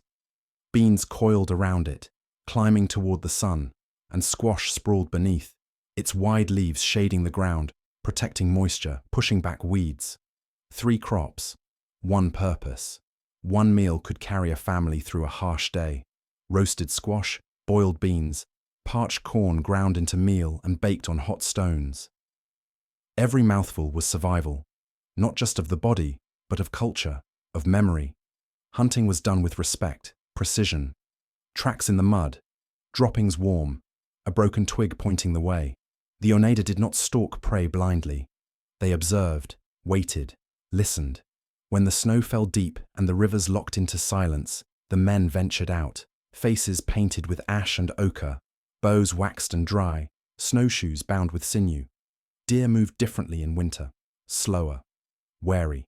Their breath hung in the air like ghosts. Oneida hunters used every part of the kill. Meat was sliced thin and hung on cedar drying racks over slow-burning fires, smoke curling up into the rafters. Bones were boiled for grease, marrow, and glue. Sinew was stripped, dried, and saved for bowstrings and thread. The hide became leggings, moccasins, the soft cradle that held a newborn's first sleep. Even the needles used for stitching were carved from the leg bones of birds, hollow, sharp, strong. The fingers that worked them bore stories in their calluses. Inside the longhouse, winters were long but never empty. Children played with dolls carved from corn husks. Young men shaped arrowheads, flint sparking against antler. Elder women stirred thick stews and taught the next generation how to recognize the difference between sweet birch and black, how one cured coughs and the other cracked under too much heat. And always there were the stories, told not for entertainment, but for survival. Stories of how the stars came to be, why the owl calls at night, the tale of the woman who fell from the sky, clutching seeds in her hands, of the great turtle that rose from the water and carried the world on its back. These stories were blueprints, how to live, how to endure, how to forgive. And when the time came for a woman to give birth, it was done with ceremony, with care. She was not hidden or shamed. She was honored. Other women surrounded her, heated water, sang softly, placed warm pelts beneath her back. Her cries were not seen as pain, but power, the sound of life tearing its way into the world. Afterward, the newborn was bathed in warm water and wrapped in soft rabbit fur. An elder whispered its clan name, into its ear, turtle, bear, or wolf, and the child became part of the endless circle. Water was fetched in vessels carved from elm bark, sewn at the seams with spruce root, and sealed with pine resin. Lighter than clay, more resilient than hide. These canoes and containers floated down rivers, over rapids, into trading posts miles away, carrying furs, cornmeal, dried berries, and sometimes messages bound in wampum. The Oneida were not isolated. Their longhouses stood along trails that stretched like veins across the land. They traded, they visited, they welcomed, but they also watched, ever alert. A single footprint in the snow, a broken twig outside the lodge, a night where no owl called. These things mattered. The land gave, but it also demanded. And so, every act was deliberate. Wood was cut only after asking. Animals were thanked. Even the fire was spoken to, fed in specific ways, honored with cedar, sweetgrass, or tobacco. It was not superstition. It was survival. Because when the blizzards came, when the snow swallowed the trees and the rivers froze deep and black, it wasn't strength that saved them. It was preparation, discipline, community. The longhouse in those days became a womb again, dark, warm, echoing with breath. Old men told stories with eyes half closed. Women mended winter garments by firelight. Children curled beside the dogs, listening to the wind rattle the bark walls and wondering if spring would ever come. And eventually, it did. Always. The snow would retreat like a beaten army. The sap would rise in the maples. The birds would return, crying joy into the thaw. And the people would emerge once more, blinking in the pale sunlight, stretching limbs stiff from winter, hands already reaching for the tools they knew best, stone axes, bone awls, bark baskets, not relics, but reminders of who they were, of what they endured, of what they carried into every season. In the modern world, we build homes of steel and glass. We seal out the wind. we chase comfort. But the Oneida, they built homes that breathed, that remembered. And when the smoke rose from the longhouse, curling into the morning sky, it did not say we are here. It said we have always been. They came not with armies, but with canoes, strangers, wrapped in wool, faces covered in fur-trimmed hats, voices shaped by a language that bent like broken branches and cracked through the forest stillness. They paddled with slow, deliberate rhythm, their crafts light and fast, birch bark stretched over cedar frames, stitched with spruce root, sealed with pitch. The first Europeans to press into the Oneida world didn't arrive with banners or gunfire. They arrived with trade. The Dutch from the east, the French from the north, men hungry for fur, not for warmth, but for fashion, for markets far across the sea, where beaver hats crowned the heads of aristocrats who would never set foot in the woods. In exchange, they brought iron, steel, glass, gunpowder, and fire, hidden beneath cloth crosses and holy books. At first, it was just curiosity. A strange man, tall and pale, steps from his canoe and offers a small metal axe. It bites deeper than flint. It cuts smoother. It lasts longer. The Oneida weigh it in their hand, feel its edge, test its heft. It is useful. But usefulness has a price. The beaver, once hunted with balance and restraint, now becomes currency. Traps are laid deeper into the territory. Old taboos are softened. More pelts are needed. Trade must be maintained.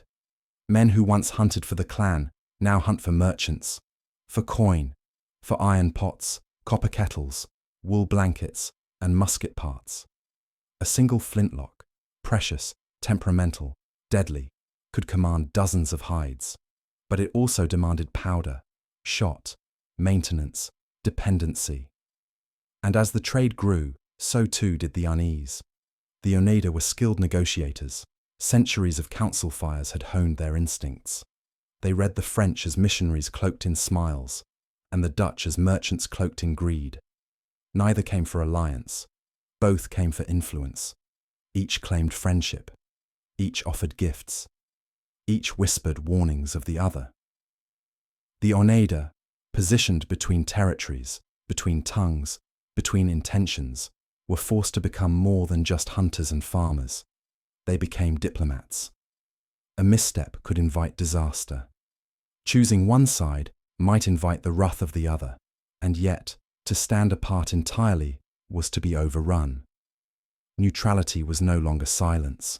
It was strategy, a calculated line walked through fire. Their council debated for days. Voices rose, fell, softened. The clan mothers spoke of balance. The elders remembered what happened when outsiders meddled in Haudenosaunee affairs. And the young, they listened. They learned. The Oneida chose a careful path. To trade, but not ally. To observe, but not convert. To survive, without surrendering. But even as they held the center, the world around them changed. With the missionaries came crosses, carved from wood, hung from necks, placed in corners of longhouses. At first, the French Jesuits approached with caution, speaking through interpreters, offering tobacco, learning the language. They told stories of a single God, a son sacrificed, a heaven beyond the sky.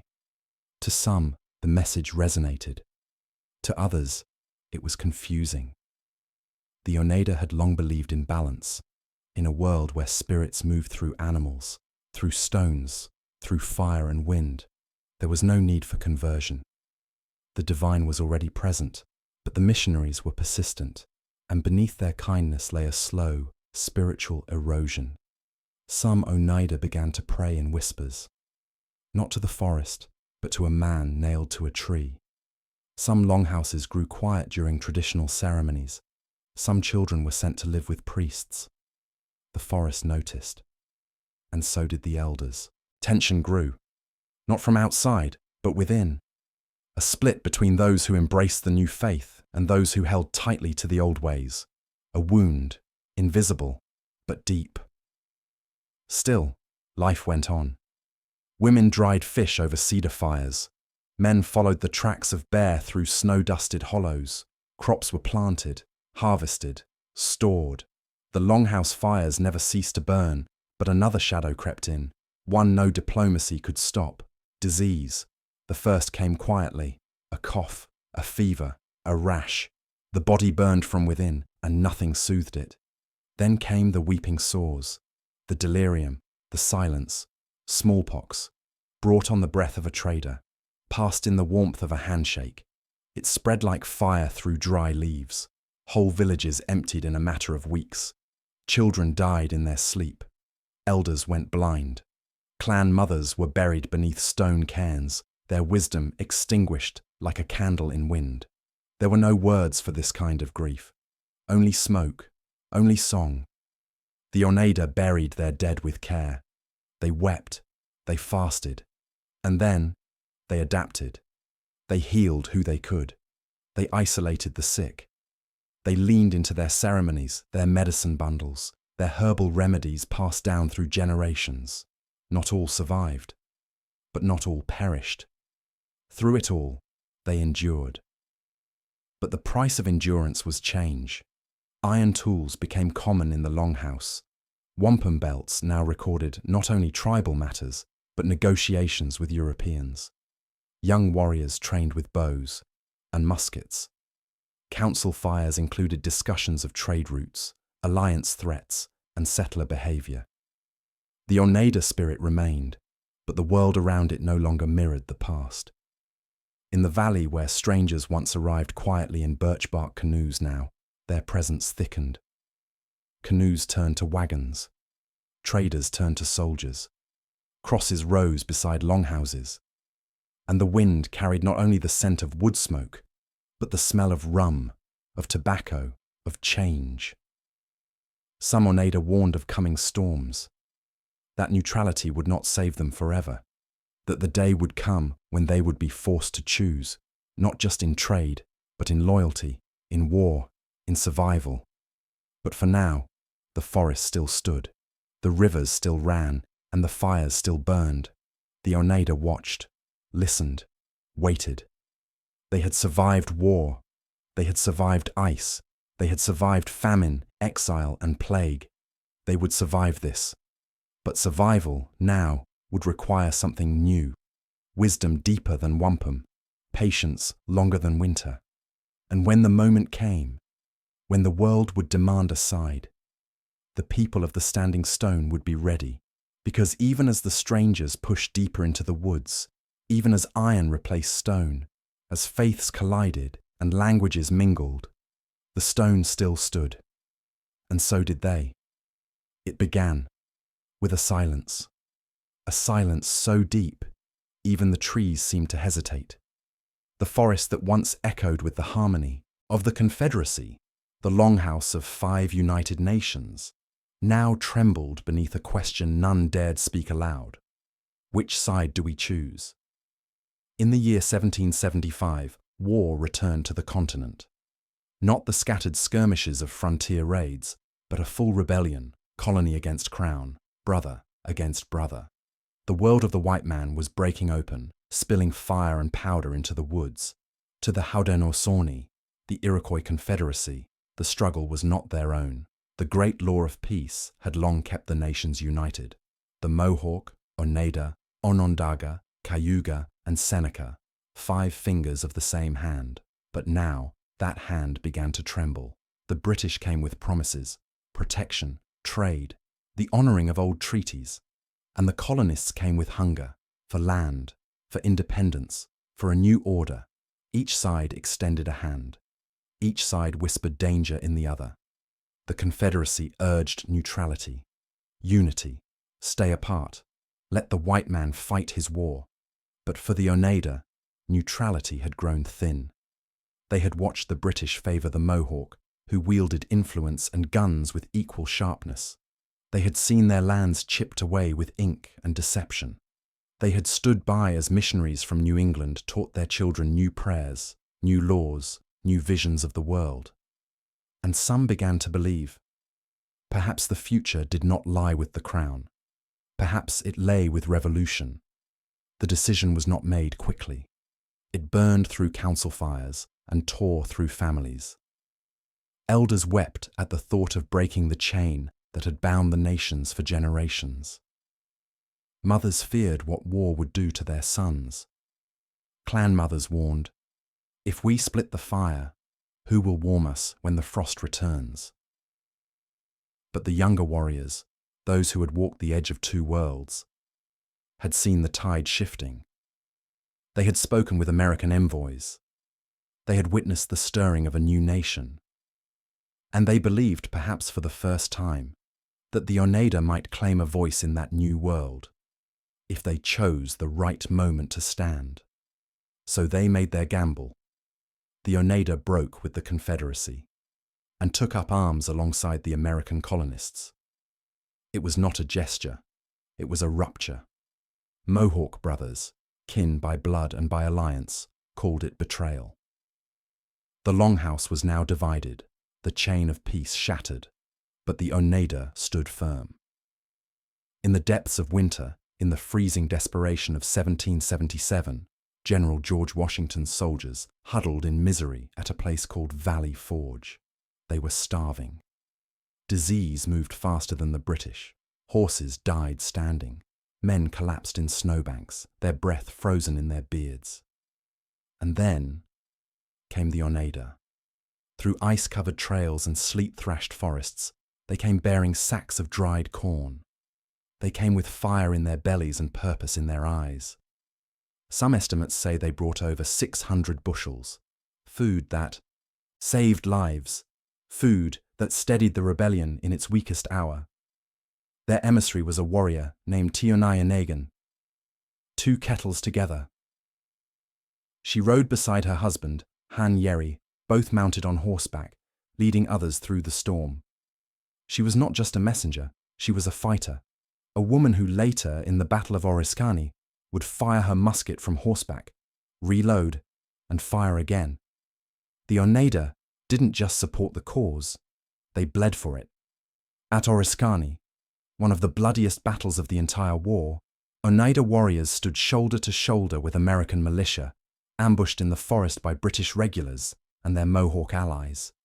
Smoke thickened in the trees, the air split with musket fire. Screams twisted through the underbrush. Brother fought brother. Cousins pointed rifles across bloodlines. The forest, once a cathedral of unity, now echoed with fratricide. By the end of the day, over half the American force lay dead or wounded. The Oneida paid dearly, but their resolve did not waver. And yet, the cost was only beginning. Retaliation came swift and cruel. Mohawk warriors, enraged by what they saw as treason, descended on Oneida villages. They burned longhouses, destroyed crops, took captives. Some Oneida fled to the protection of American forts. Others scattered into the woods, carrying what little they could. The sacred standing stone itself, the heart of the people, was nearly lost in the chaos. In whispers, they asked, was it worth it?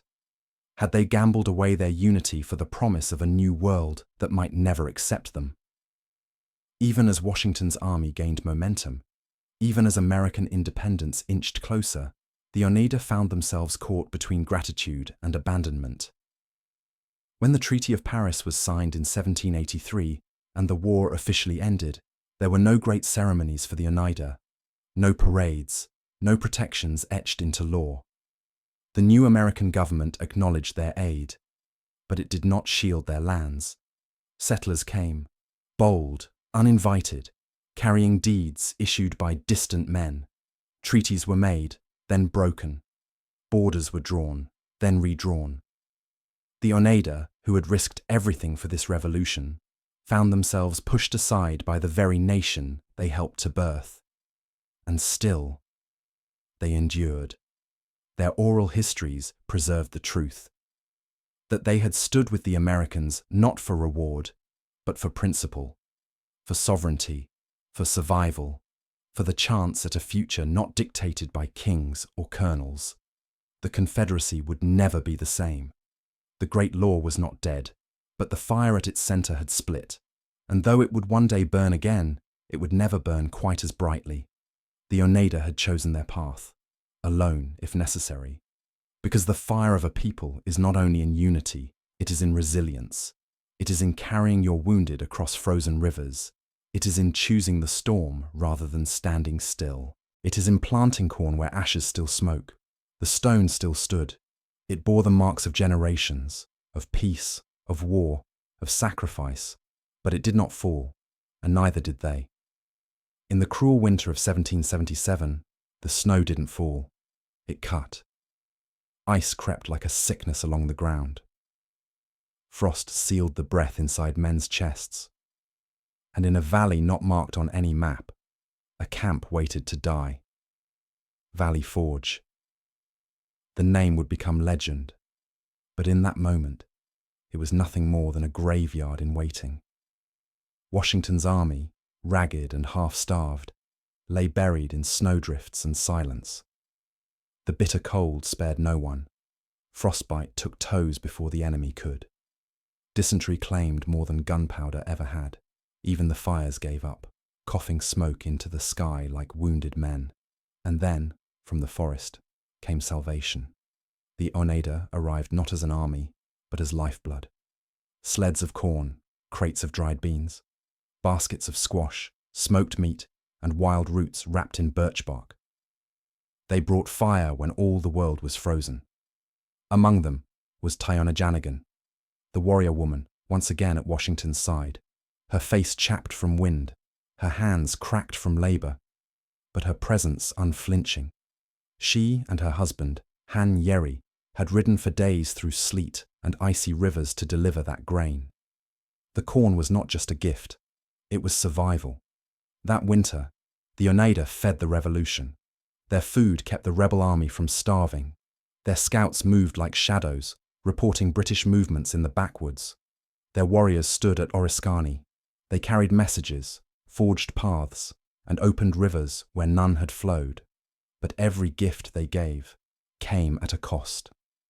Back in their homeland, the village of Oriska was a place of warmth, of community. Nestled beside the Unadilla River, where families fished in the summer and dried meat on tall wooden racks. It was home. It was sanctuary. But war does not spare sanctuaries. In retaliation for their alliance with the rebels, Mohawk forces, brothers once bound in blood and law, descended like a storm. Oriska burned. Its longhouses, once filled with the scent of cedar and smoke, became scorched skeletons. Its cornfields, once golden with harvest, turned to ash. Children hid beneath floor mats. Elders fled into the woods. The standing stone wept. Some were captured, others slain. A few escaped through secret paths known only to the oldest scouts. The rest scattered, carrying memory in their packs and ashes in their hair. From within the chaos came a voice, an elder, whispering in despair, "We gave them our corn, and they gave us fire." The American army, grateful in winter, grew distant in spring. Gratitude thinned with the thaw. Promises, whispered beneath frost-covered tents, dissolved in the warmth of victory. Oneida warriors who had fought at Saratoga, who had led scouts through enemy woods, returned to find their names missing from official rolls, their claims to land unrecognized, their protection non-existent. They were no longer allies. They were in the way. Settlers pushed westward, hungry for land untouched by plough or deed. Treaties were rewritten, boundaries erased. New towns rose where old villages had stood for centuries. In 1780, a Oneida man, a veteran scout named Shenandoah, stood before a colonial officer, offering records of his service, the lives he had saved, the food his people had given. The officer nodded politely and signed nothing. Shenandoah returned home, empty-handed. And yet the Oneida did not turn inward. They did not harden. They rebuilt. With nothing but stone and will, they began again. Saplings were bent. Fires rekindled. Corn, once gifted to Washington, was planted in blackened soil. They did not mourn forever, but they never forgot. A mother in the new village carried her baby on her back, whispering the names of cousins lost in the raids. A boy learned to notch an arrow, his father's war axe resting beside the door. An elder sat in the flickering glow of firelight, weaving wampum belts that now recorded not just peace, but betrayal. At night, they listened to the wind in the trees and wondered if their sacrifice had been worth it. Among the soldiers at Valley Forge, few remembered the faces of the people who fed them. Fewer still spoke of the corn that had saved their lives. But among the Oneida, it was remembered like a sacred tale. We gave them food when they had nothing. We gave them our sons. We gave them hope. And they gave us silence. The Revolutionary War ended in 1783. The Americans had won, but the Oneida were not invited to the victory. There were no parades, no songs, no statues raised in their honor, just land taken, lives ignored, treaties drafted in English, with meanings shifted between lines. The Oneida were told their support was appreciated, but the frontier must expand, and it did, over their orchards, over their burial grounds, over their rivers. Still, they did not vanish. In the generations that followed, they sent delegations to Congress. They translated the great law of peace into English. They built schools, churches, held on to ceremony where they could. Shenandoah, in his old age, was buried with honors, not by a native priest, but by a Christian minister.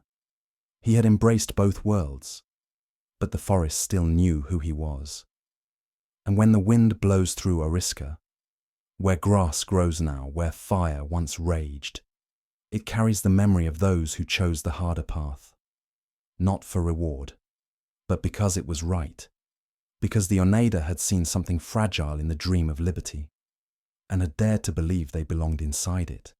And so, in the darkest hour of a young, starving revolution, they gave everything. Corn for Washington, blood from brothers, and in return, a future they would have to fight for all over again. When the war ended, they expected peace. Not a celebration, not parades, just peace. A chance to return to their fields, to rebuild their homes, to gather around the longhouse fires once more. They had survived the betrayal of brothers, the blood-soaked snow of Oriskany, the starvation winters of Valley Forge. They had stood with Washington's army when others turned away. They had delivered corn to starving mouths. They had fought. They had bled. But peace was not what they received. What the Oneida found in the war's wake was absence. Absence of promises. Absence of protection. Absence of land. The treaties came quickly, written in English, signed with ink, and buried beneath words most Oneida could not read. Pages laced with terms like cession, extinguishment, and forever relinquished. Treaties signed not on behalf of nations, but often on behalf of individuals. Chiefs weary of conflict, leaders pressured, manipulated, or bribed with goods and gold. Some of those signatures came from Oneida hands, not out of greed, but exhaustion. They were told, "This is the way forward." They were told, "The government honors your service." They were told, "You'll always have this land." But each signature, each treaty, each mark on parchment was another acre lost. The homeland began to vanish, piece by piece. Fields once planted with the Three Sisters were divided, sold to settlers. Hunting paths mapped by generations were fenced off. Streams that once echoed with the splash of deer now carried the noise of axes and sawmills. The village of Canonwallahal, a place of history, of memory, of sacred fires, was ceded in 1785, sold under pressure. Its residents moved westward, again and again. The homeland became something spoken of in the past tense, and for the Oneida, home was not just the earth, it was spirit. It was where the standing stone rose from the ground, like a living ancestor, where the council met beneath pine boughs, where names were spoken into smoke and song, where children learned not just how to plant, but how to belong. To lose land was to lose self. Missionaries came with their promises, not of land, but of salvation. Christ is your path now, they said. They built churches beside burned villages. They baptized children with English names. They taught hymns in place of seasonal songs. Some Oneida accepted the new faith, believing it might open doors. Others resisted, clinging tightly to the old ways, hiding ceremonies deep in the woods, praying in silence where no white ear could hear. But every day, the pressure grew. Government agents insisted that conversion was progress, that farming like white men was civilization, that cutting their hair, changing their clothes, speaking English, these were the marks of being American. Survival began to mean transformation, some transformed out of strategy, others out of sorrow, and some not at all. The pain was not only external, it rippled within. Factions formed, families divided. Some accused their leaders of betrayal, of selling land for profit, of accepting treaties too quickly, of believing the white man's words too easily. Others accused traditionalists of clinging to a past that could no longer be reclaimed. A young Oneida woman named Shayahli wrote in her journal, "Each day, I feel my world sliding. We move again. The river we knew is gone. A new preacher has come, and with him, a new language. My mother weeps at night. She does not speak his words, she dreams in the old ones. I think soon she will stop speaking altogether." Psychological wounds began to outlive the physical ones. The trauma of removal settled into the bones, into blood, into lullabies sung in the dark. Still, amid the ash, something stirred. A boy, barely 12, walked the edges of a ruined orchard, pressing his hands into the soil, whispering the names of the trees that once grew there. His grandfather taught him how to find the roots of wild onions, how to trap muskrat beneath a frozen creek. The boy would grow up to teach his children. A seed planted, not in land, but in memory.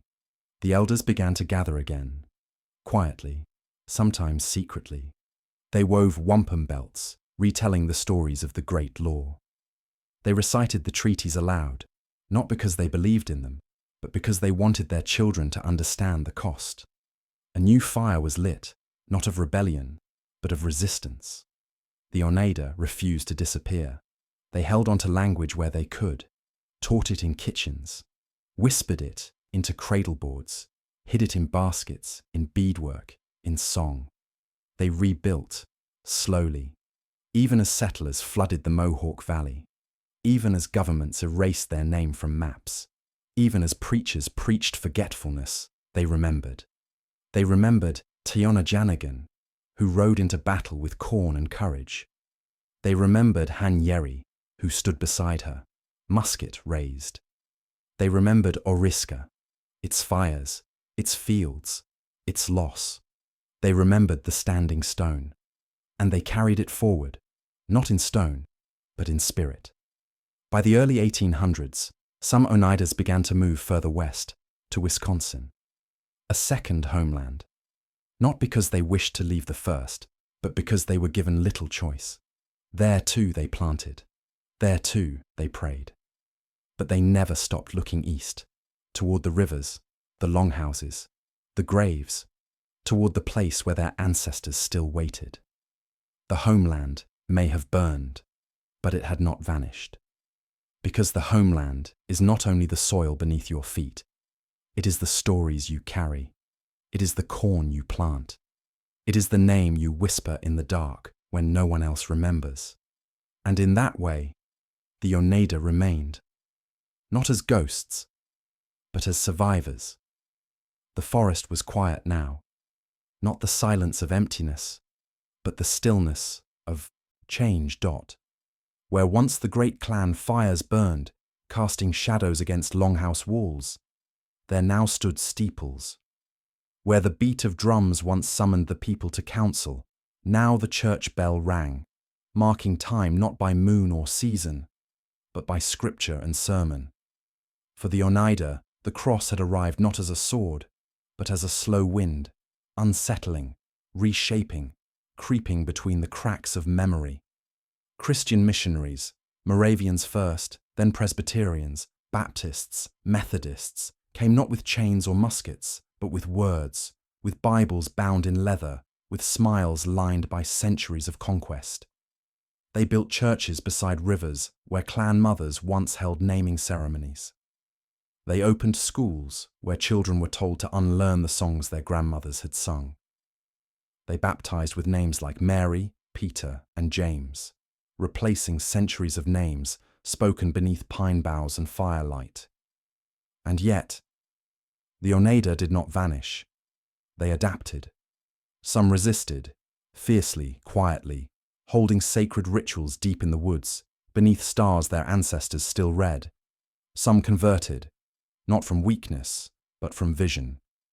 They saw in the cross not the end of their story, but a continuation, written in new ink, but carved from the same stone. In 1816, a man named Eleazar Williams rose from the shadows of two worlds. He was Oneida. He was Mohawk.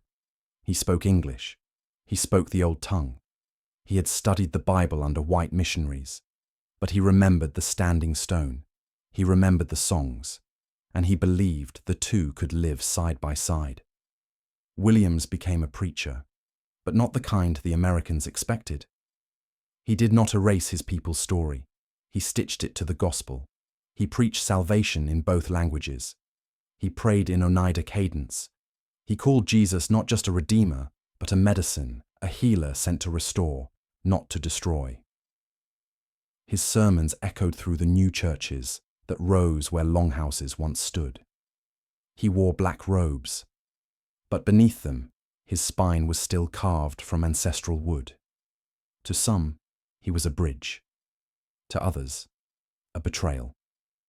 Families began to fracture along invisible lines.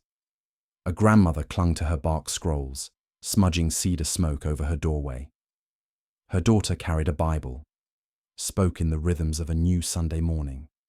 The granddaughter learned both, and when she sang, her voice carried the tone of the old chant, but the lyrics of a hymn.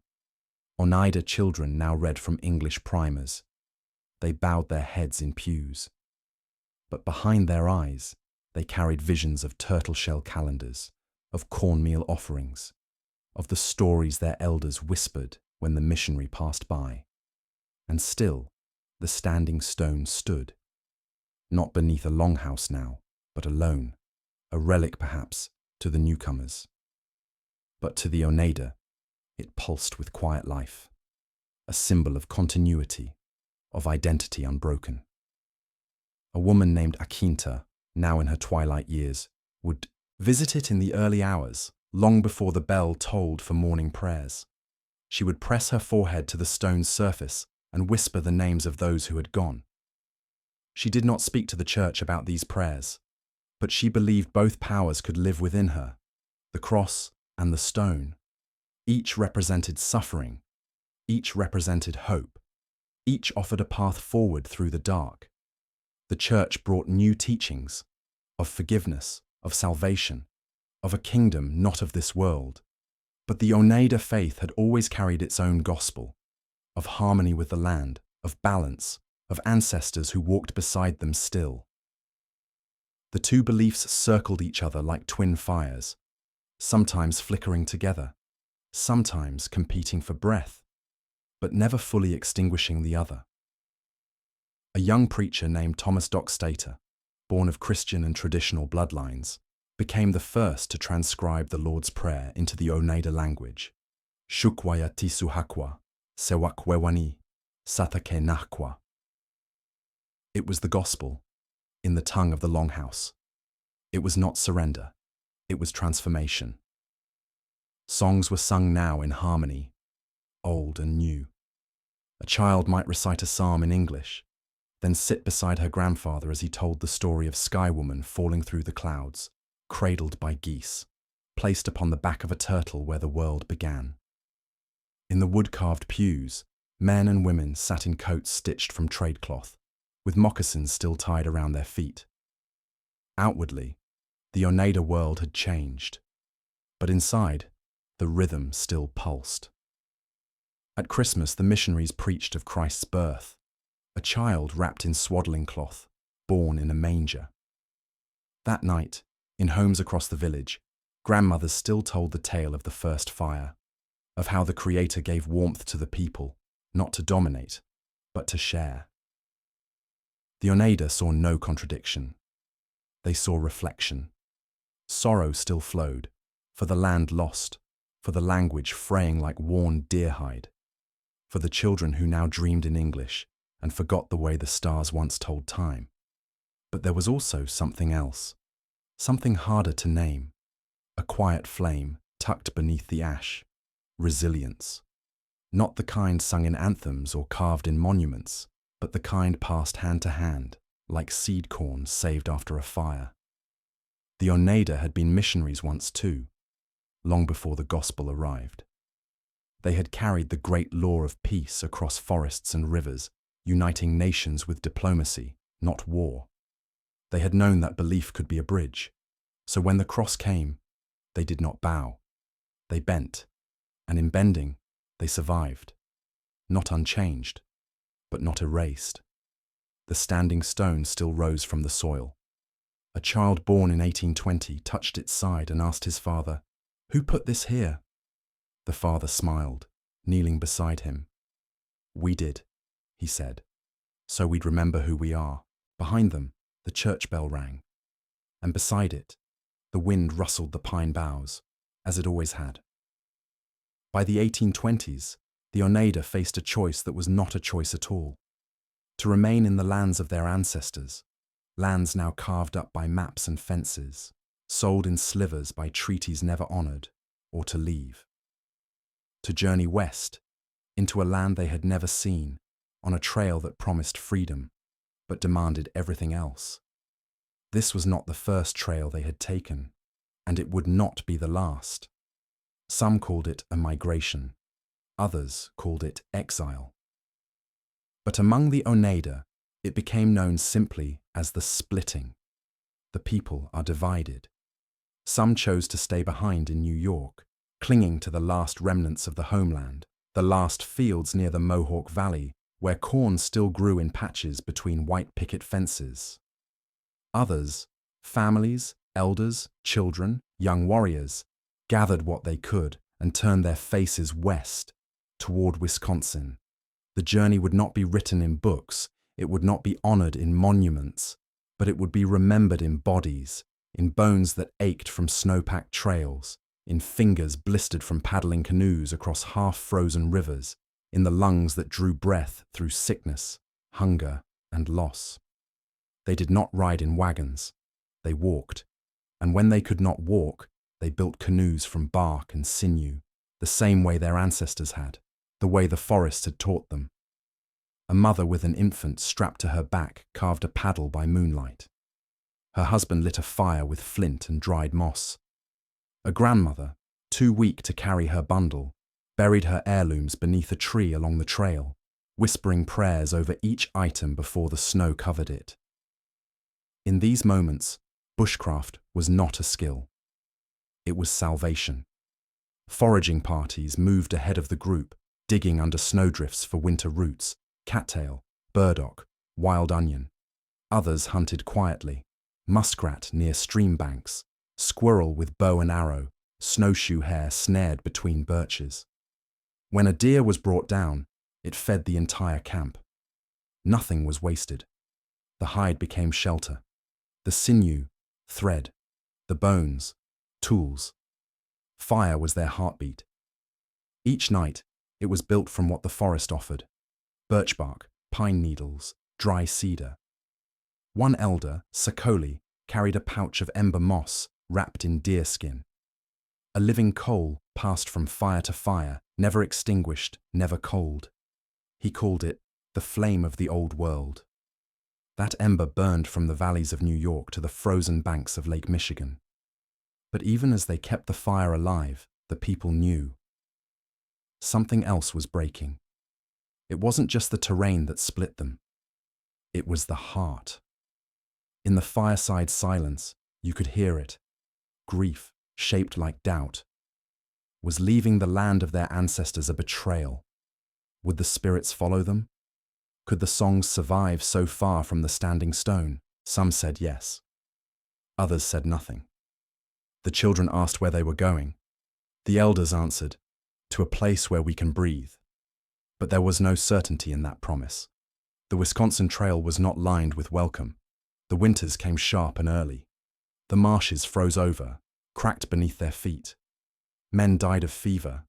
Women gave birth in bark shelters as snow drifted through the roof.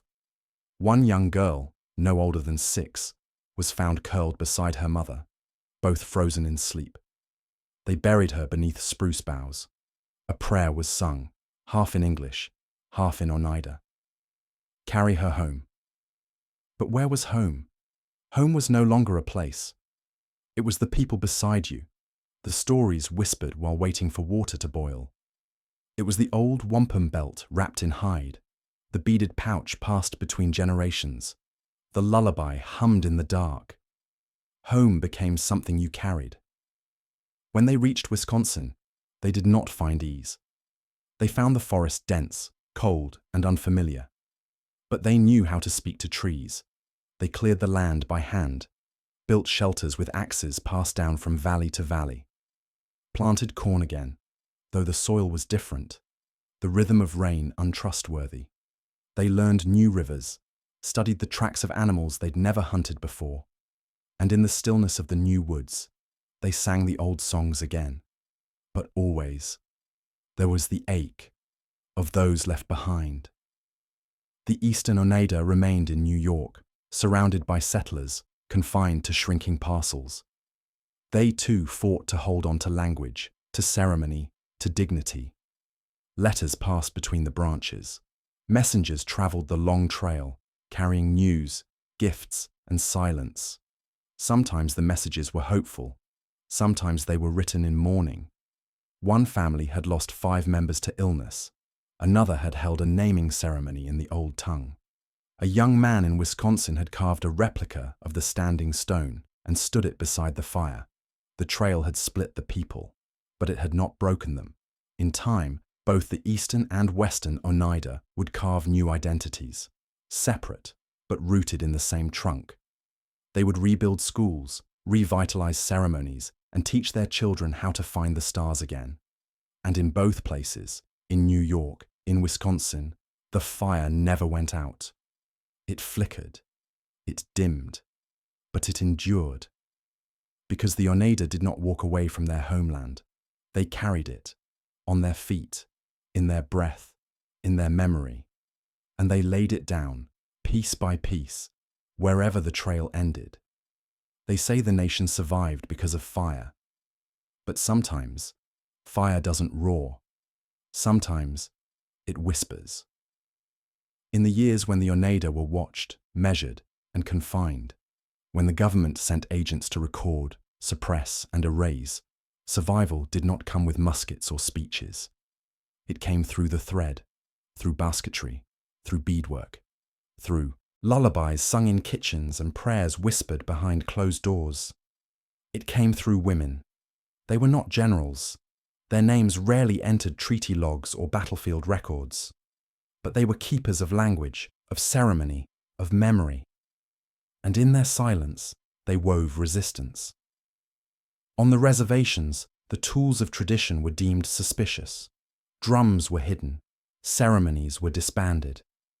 The government said assimilation was the future, that children must learn English, must wear white clothes, must forget. But in the homes of Oneida, women, forgetting, was never an option. A grandmother named Teoshiine, she who remembers, kept her medicine bundle beneath the floorboards of her cabin. She never opened it when the Indian agent was near, but when her granddaughter fell ill with fever, she lit dried yarrow over a coal, chanted the healing song, and pressed pine resin to the girl's chest. The girl lived. Years later, she would become a teacher, the first to speak the old language aloud in a classroom since it was outlawed, because her grandmother had remembered and taught her how to carry it. In those years, the late 1800s, early 1900s, The US policy was clear: terminate, relocate, assimilate. The government sought to erase tribal sovereignty, to break the lineage between the past and the present. But every stitch was a defiance. Oneida women sat in circles, teaching girls how to shape ash splints into baskets. The process was slow, meditative, sacred. First, the tree had to be chosen. Not too old, not too young. Split with a knife of bone or steel, then soaked, then peeled, strand by strand, until the splints were soft and narrow. Each basket told a story: a river bend, a family line, a prayer. The agents saw only crafts, trinkets for tourists. They never understood that the baskets held more than form. They held a memory. In each coil was the knowledge of a time when women decided clan lineage, when grandmothers named chiefs, when councils met in the longhouse and not in government offices. In each twist of fibre was a refusal to forget. The same was true of beadwork: tiny, precise, brilliant. Flowers that had once bloomed on ceremonial belts now bloomed on moccasins. Symbols once painted on bark now glinted in rows across cradleboards and shawls. Mothers taught daughters, and daughters taught theirs. The beads were strung with bone needles. The colours chosen not for beauty alone, but for meaning. Red for the lifeblood of kin, blue for the spirit world, white for peace. There were women like Skanayati, who embroidered entire songs into her beadwork. Songs outlawed in public, but sung in thread, syllable by syllable, across a sash worn close to the body. She never raised her voice, but she was never silent. And then there were the stories. The government called them superstitions, folklore, but the Oneida called them truth. They were told in winter, when the snow thickened and the fires burned long. The children would gather close, a piece of sweetened cornbread in hand, eyes wide, ears open. There were no books, but the stories lived in the telling, of how Sky Woman fell through the sky and was caught by the wings of geese, of how the great turtle bore the world on its back, of how the standing stone rose from the earth to remind the people of their place, steady, unmovable, eternal. And always there was a lesson: to honour the land, to respect your elders, to remember who you are. These were not just stories, they were survival maps. Because in a world where borders shifted and laws were rewritten overnight, where names were changed and children were taken to boarding schools, stories anchored the people to something no agent could erase. The schools were perhaps the cruelest blade. Children taken from homes, haircut, language forbidden. They were taught to be ashamed of the songs their mothers had sung, of the words their fathers had whispered. But even in the boarding schools, the thread endured. A girl named Niyohase would press a beaded turtle into her hand at night, a gift smuggled by her aunt, and trace each bead with her thumb, whispering the names of her family, over and over, so she would not forget. Another boy carved clan symbols into the underside of his bunk with a fork. Small rebellions, but rebellions nonetheless. And back home, the women waited. They gathered news, kept track of who had been taken, who had returned. They preserved the recipes: corn soup, wild rice, smoked venison. They taught the songs to toddlers too young to be taken yet, just in case. Because survival wasn't always loud, it didn't always march. Sometimes it hummed, sometimes it stitched. Sometimes it braided a child's hair with the rhythm of a mother's lullaby, sung in a language almost lost but never forgotten. One elder once said, "We survived because our women remembered when we were told to forget. They remembered which plants healed burns, which barks stopped fever. They remembered the stories that made a child feel less alone. They remembered the songs that welcomed the dead and blessed the newborn. They were keepers of continuity in a world designed for rupture, and they passed that flame on. Today, their names echo still in the language classes now taught in Oneida schools, in the regalia worn at powwows, in the hands of children weaving their first basket beside their grandmother. Their survival was not just a reaction. It was a blueprint. It showed the generations how to live between worlds without losing either. And in that thread, winding from wrist to wrist, from past to future, the Oneida still hold the strength of every woman who dared to remember. The story is not over. It never was. And if you listen, if you lean close to the ground, you can still hear the heartbeat of a people who were never lost, just unheard. For centuries, outsiders wrote the ending before the story was done. They said the Oneida were gone, broken by treaties, erased by maps, scattered like ash. But the truth? The Oneida adapted, and the stone still stands, not as a monument to the past, but as a witness to the present. Across the homelands of Wisconsin, New York, and Ontario, the descendants of the standing stone walk with both memory and motion. Their roots dig deep, and their branches reach forward, the same way they always have. Tribal governance, once forbidden, now thrives in sovereign halls. Councils meet beneath the flag of their nation, not as a relic, but as a reality. Their constitution is their own, and beneath it, the echoes of clan mothers and wampum belts live again. Only now, they speak through digital archives, legal codes, and the voices of elected officials who greet meetings in both English and Oneida. The language, it's returning. It drips from the mouths of toddlers in immersion schools. It clings to lesson plans projected on smartboards. In Wisconsin, a young teacher begins the morning by asking her students to say the days of the week aloud. They answer in chorus, Teothor, Tekawisen. Monday, Tuesday. It's not perfect. Some words are lost, some pronunciations still teeter, but the point is not perfection, it is presence. After centuries of silence, the language breathes again. In classrooms, in homes, in ceremony, and ceremony itself has returned, not just as performance, but as lifeblood. Powwows thump with the rhythm of survival. Regalia shimmer with beadwork that tells stories no textbook can contain. Drums echo not just through arenas, but through hearts that once feared they'd never be allowed to drum again. These are not reenactments, they are reclaimings. In kitchens across the nation, elders teach grandchildren how to pound corn, how to prepare snipe, how to taste the land. In gardens shaped like turtles, families grow the three sisters again: corn, beans, squash, not as nostalgia, but as sustenance. The seeds were never forgotten, only buried, and now they rise. But resurgence is not simple. It is not a straight line. The Oneida, like all sovereign nations, walk a narrow path, balancing tradition with modern necessity. Their casinos, landmarks of tribal economic strength, help fund education, healthcare, housing. These are not handouts. They are reparations forged by the people themselves. Jobs are created, revenues reinvested, programs launched. Elders receive better care. Veterans are honored. Cultural centers open with resources that once had to be hidden. Some criticize the gaming industry, but the Oneida know. Survival sometimes comes in unexpected packages.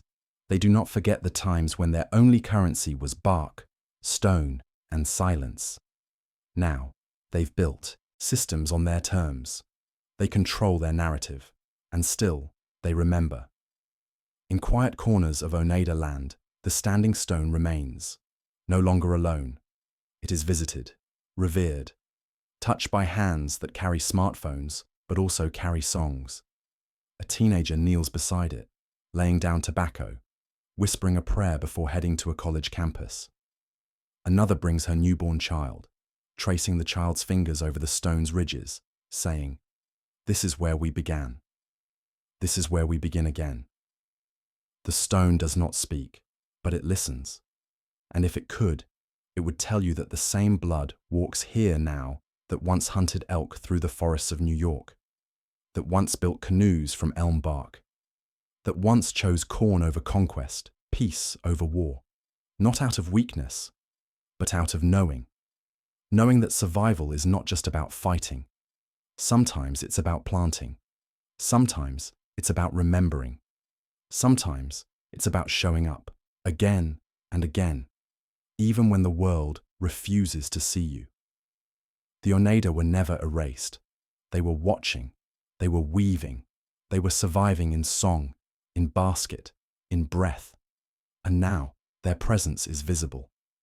In tribal clinics that heal with both medicine and story, in youth groups that dance with feathers and hashtags, in courtrooms where Oneida judges pass rulings that once would have been denied by colonial law. And in the words of a young girl, maybe 8 years old, who stands at a school assembly, hands trembling, voice clear, I am Oneida, and we are still here. There's power in that sentence, not just for her, but for all those who came before, and all those yet to come. The future is not a guarantee, but neither is it a threat. For the Oneida, it is an inheritance, a seed watered by centuries of grief, resilience, grit, and grace. And as the sun rises over the forests of Wisconsin, over the quiet hills of New York, over the standing stone itself, it casts long shadows, not of what was lost, but of who endured. If you want to understand the Oneida, you must begin by listening, not with your ears alone, but with your bones. Listen to the way the wind moves through the ash trees, how it pauses before it speaks. Listen to the way water carries memory, how rivers remember the turns even when the maps forget. And listen to silence, because among the Oneida, silence is not absence. It is present. It is patience. It is power. From the very beginning, from that first fire circle beneath the canopy of ancient pines, the Oneida were known not for how loud they roared, but for how deeply they listened to the land, to each other, to the ones who came before. When the great peacemaker traveled the forest trails centuries ago, uniting blood-soaked clans into the Haudenosaunee Confederacy, it was the Oneida who became the listeners, the younger brother, the calm voice in the storm. They did not rise through conquest. They rose through counsel. Their leaders weren't chosen by wealth or force or volume.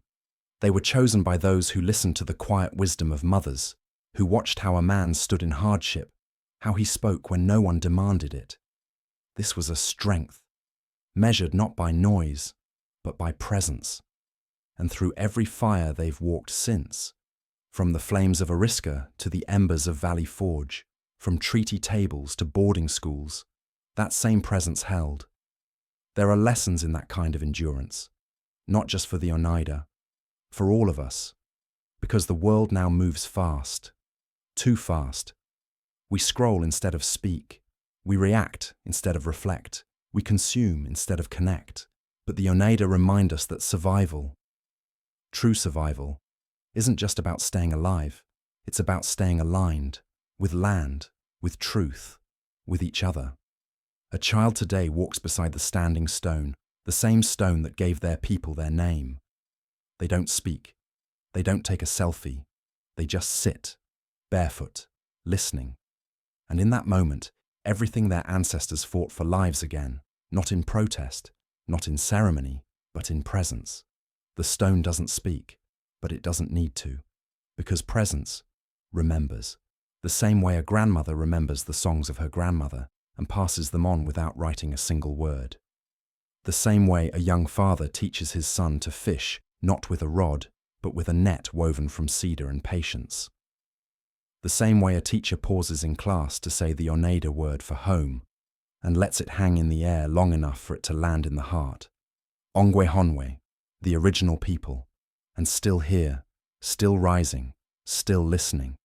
It would be easy, tempting, to end this story with triumph, to say the Oneida endured and won.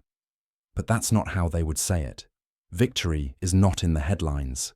It's in the quiet, in the fact that the language wasn't erased, that the ceremonies weren't forgotten, the children still dance, the elders still laugh, that the earth still knows their name. There is a word in Oneida, kanalohale, to carry carefully. It means to hold something not just in your hands, but in your spirit. That is what the Oneida have done for centuries, carried carefully. Their stories, their sovereignty, their silence. So when we speak of the Oneida, let us speak carefully. Let us carry their story not as tragedy, but as testimony. Not as a tale of loss, but as a reminder of what listening can preserve. Because in a world full of noise, they chose to be still. In a world full of speed, they chose to endure. And in a world that often forgets, they chose to remember.